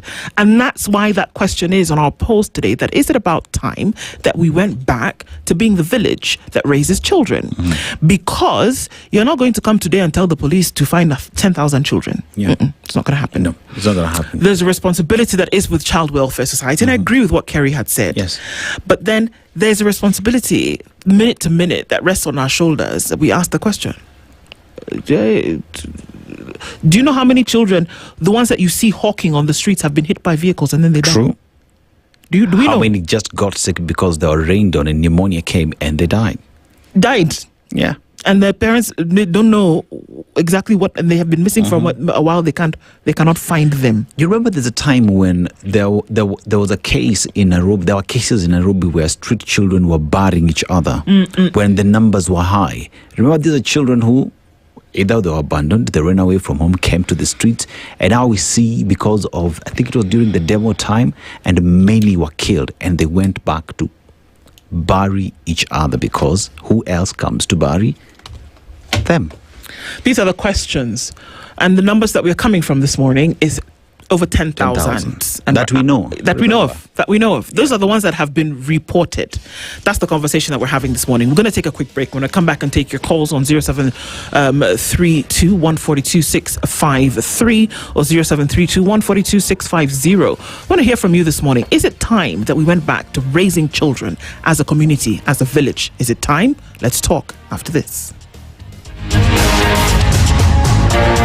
This is the Situation Room, the only way to start your day. Online, mobile, and on radio. Instagram at SpiceFM KE. Traffic.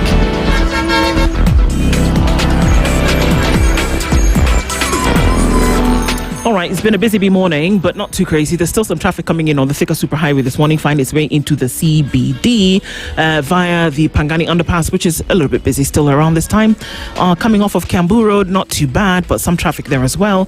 And as you get into the CBD, coming off of Ngong Road and coming out of Westlands, some traffic here. It's kind of busy, but most of it is done for now.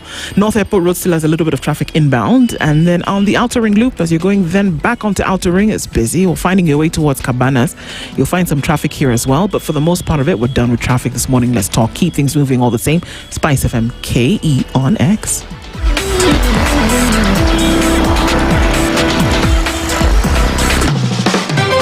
The heat with endless entertainment on Star Times. Feel every moment of the action as the biggest leagues reach their thrilling finales. Recharge your monthly subscription to unlock a world of endless drama to enjoy Novella E, now available on your Nyota bouquet. Dive into blockbuster movies with the launch of TNT, your new home of big screen hits. And for the little ones, a world of non-stop fun on Cartoon Network, now on Star Times. News, sports, drama, movies, kids, and reality all in one place. All for you. To renew your subscription, dial *858# for self-service or get in touch with our call center on 0719 077 077 for customer care. Buy a StarTimes decoder at any of our deal shops countrywide. StarTimes. Enjoy digital life. SpiceFM. Njeri. In this country, 6 families and 8,000 Kenyans control 90% of the GDP. We are not a country. We are a plantation. We work for Ruto. When you're telling the judges court orders are papers or they will not obey court orders, they're sitting and you're seeking orders from them. So how are they supposed to interpret it? Isn't it an oxymoron? When you see a judiciary that seems to be under some control somewhere, you start questioning. We have very powerful governors, but they don't use their offices to serve the people. If you are not shameful to do what you are doing, why should we protect you? I'm human. Everybody's human. So when you're told, kuja tuongee, I mean, you'd be a fool to say, stagi kuongea. Conversations have to be had, you know? People in leadership should only go into leadership if they are ready and willing to change the lot of the people. The Situation Room, Kenya's biggest conversation. Mature, intelligent talk every morning. Spice up yourself. Mornings done right. 94.4 Spice FM, Nairobi. At 17 minutes to 10 o'clock, our conversation continues this morning, and we will continue to shed light on this issue because we know that progress is hidden when the conversations don't happen, where people are not talking about issues. It's uncomfortable. You don't want to talk. We're very quick. We'll talk about the politics and we'll talk about the money, but we'll not talk about the fact that components of the very units of society are missing for whatever reason, and these issues are not being addressed. Hello? I've said it. Mm-hmm. These issues are not being addressed. That 10,000 plus children are missing. It is not being addressed. It is not being dealt with, except for the, organizations who send out the alerts and are saying, hey, there's a missing child here, working with police to try and find these children. Mm-hmm. But they are overwhelmed. That 10,000 in 15 months is too big a number for the few organizations that exist who are working hand in hand with the police to find these children.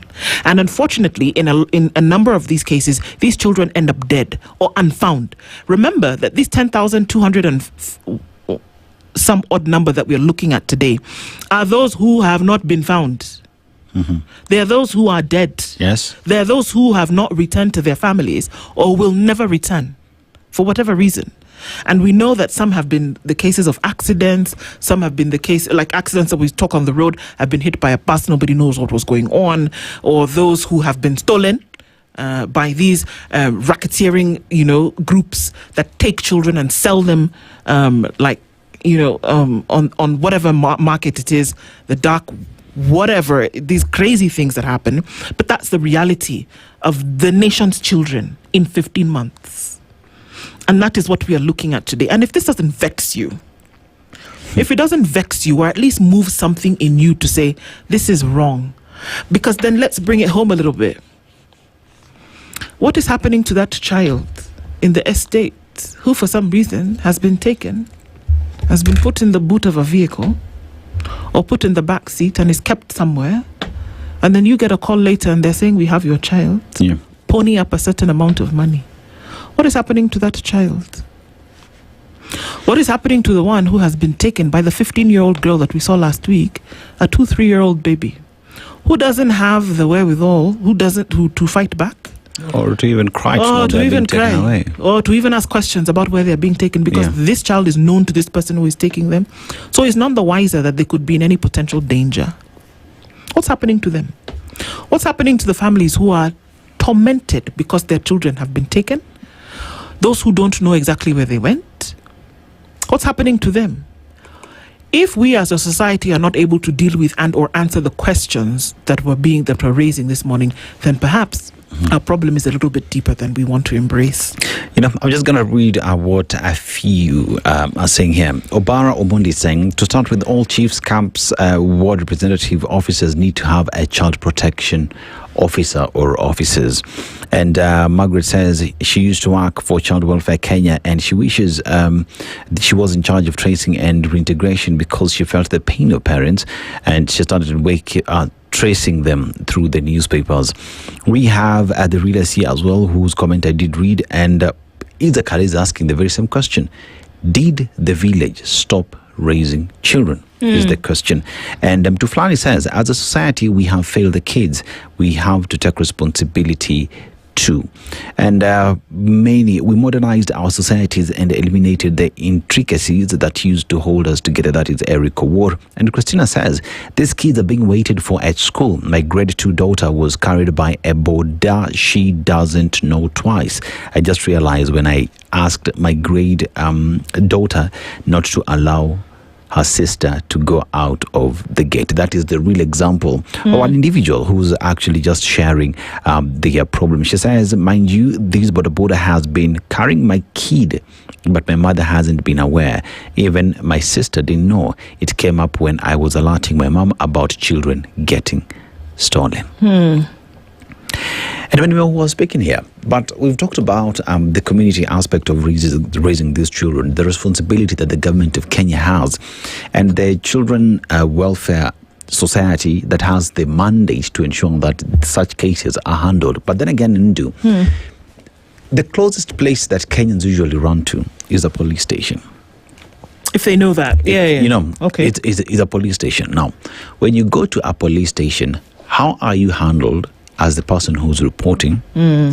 Where is this child being kept as investigations continue?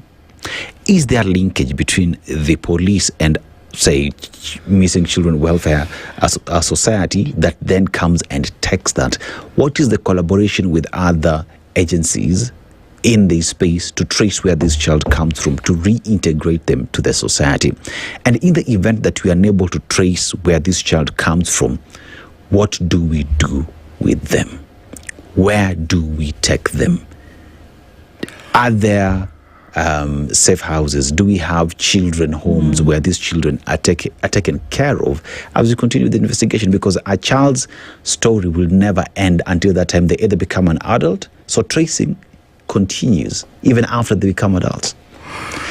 This is why it would have been so wonderful to have the PS here. Yeah. Because there's policy direction that is taken. And that because the policy is then formed, and then the different agencies that work within the same spectrum then are able to take that policy and then make it applicable to how these things work, and then to answer some of these questions that we're asking, that with all the other things that police and stations have to deal with, how do you deal with a situation where a child may be missing? If there are 2 cops on the beat, for example, and they're out and they see a child, is the first thing to say, okay, ask questions about who they are. Do they bring them back to the station until they're able to establish who they belong to and then get them back in terms of following protocol? So it would be nice to hear from that perspective exactly what happens. Child Welfare Society, we know they take in children. They look over these children home, because remember, Children's Home also had issues about how they are moving children from Kenya outside the country. There was that big issue as well. Do these children fall into this bracket that we're talking about? Again, yes, Kerry reminds us of an investigative piece that was actually done by the Standard Group a couple of years ago about what really happens in some of these holding centers for children, and who's responsible for making some of these, wheels turn. But what is the first port of call? Look, this number is too high. 1 is too much for us to be comfortable in our space where we say, well, that's Dennis's business over there.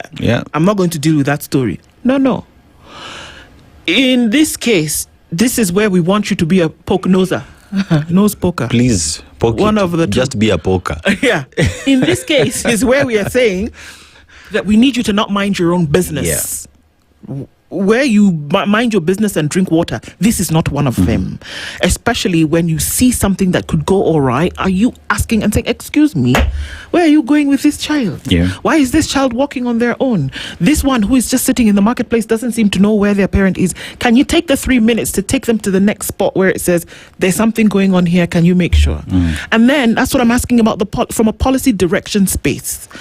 Police, care agencies who deal with this first port of call, what are they supposed to do so that other people know what they're supposed to do as well? If do you take them and bring them to your house? Are you breaking the law? That's the thing. What do you do in that case? Who is to answer these questions? And what is to happen? Because guess what? The questions are not being answered. Nobody knows where they're supposed to go. Nobody is reporting in the correct place. That's how you end up with 10,000 missing children. Because this is the thing, Nduh. You take a child today, they're put in a cell. They're not criminals. But I mean, what are you going to do? Where are you going to put them? Where are the police going to put them? That's the first question, right? And then even when the police wanted to then move them to, say, the Children Welfare Society, we're talking about 10,000. Are they able to, say, hold even 1,000 children there and deal with them as they continue with the investigations? I don't know where even their offices are. I've never seen like a holding area for these children. I'm sorry, I don't know. I've never seen even one. So today, if I see a child, the first place I will call the welfare. But remember, Nduh, as well, you are, say, you're living here, you're going home, you see a child who's missing. The first place you go to is a police station. And after that, you move on with your life. Yeah. Right. Now, from then on, it is the police to take the responsibility and follow through. But if we knew where these holding centers are, these numbers, and then again, what is the call time or the response mechanism? How long does it take for these welfare societies to react to a case? Or am I forced to go with this child to my house until you come pick them up? This is the question. But then also, and it's going to be a bit of a maybe controversial question, but have parents also abdicated their responsibility when it comes to the care that needs to be given to children? When you tell your you see, when maybe people older than us were younger, that you could send a child 3 kilometers to the shop and you could be sure, because societies and communities had not been corrupted to the point where we are broken to the place where we are today. So you could send your child to go buy 1 cup of sugar, 3 loaves of bread, 3 cups of sugar, 1 loaf of bread. They forget, they come back to us. They could go and come back and nobody's asking. And somebody along the way would say, hey, this is so-and-so's child, everything is okay. Can we do that today? Unfortunately, communities and society has been diseased to the point whereby you can't do that anymore. Or are we saying that you have the choice? Because we live in a bad world. I mean, it sounds like a fairy tale, but that's the truth. That can you say, I'm going to allow my child go from point A to point B without a check? So can parents be blamed there as well? To say that because things have relaxed, we need to tighten. And that you cannot allow this to happen anymore in the way in which perhaps it happened at a time gone by.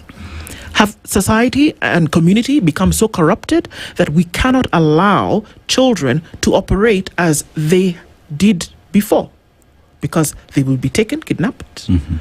Other deviant, evil people will take them and defile them and leave them dead in a bush. Others will take them and sell their body parts to the highest bidder. Others will take them and then call their parents and say, how much do you have? I have your child. Others, scary, who are in your house taking care of your children, will then sell them. Like the one that was arrested last week. So, because we have become lax and more corrupt as a society, is it not time that we tighten the screws in as to how our children are dealt with and or taken care of? It's uncomfortable, folks. You don't want to talk about it, but that's what's happening. Because that is why we have 10,000 children who are missing. And it is not the children of people who are the lower rung of society who are missing. It's everybody's children. Whether you are a professional, whether you are a business owner, whether you are whatever, it's everyone whose children are missing.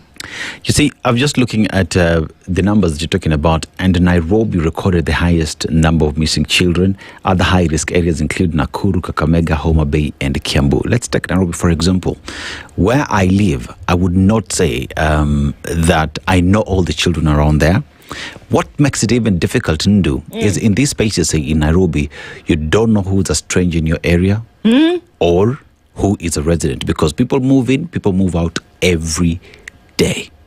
So, with knowing that in mind, how then do we protect our children and ourselves from that? Because that would mean, in a place like Nairobi, which is an urban center, you cannot afford to leave your child to move unaccompanied. That is failure of a parent of taking care of their child. You can't. In communities like Homa Bay County, which are more like rural, one asks the question then, how broken is that society? Because in these areas, someone would mention, how are you? You're so-and-so's child. How is family at home?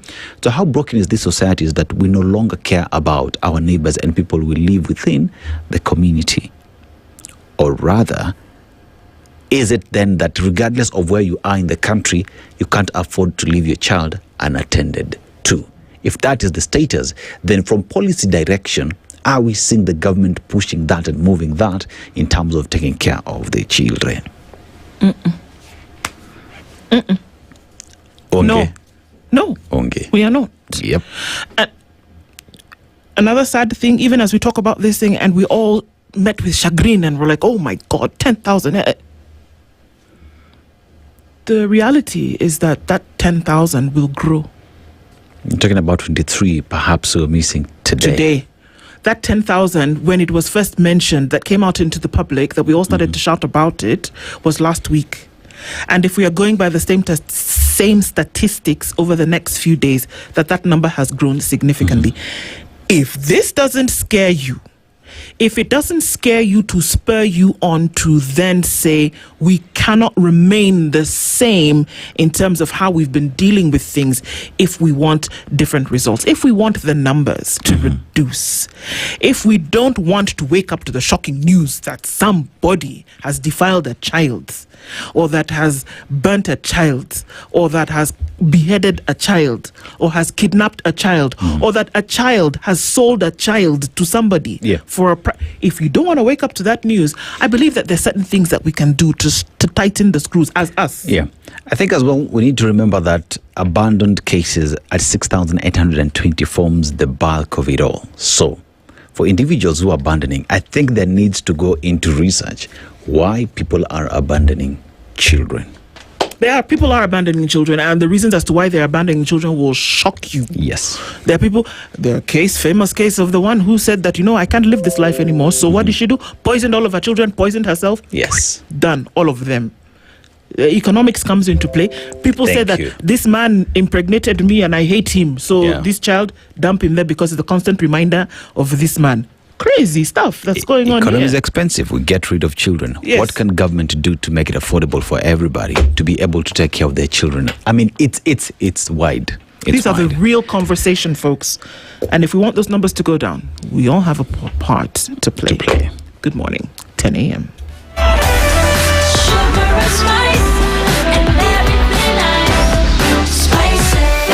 Spice up your life. The latest news from around the world. 94.4 Spice FM.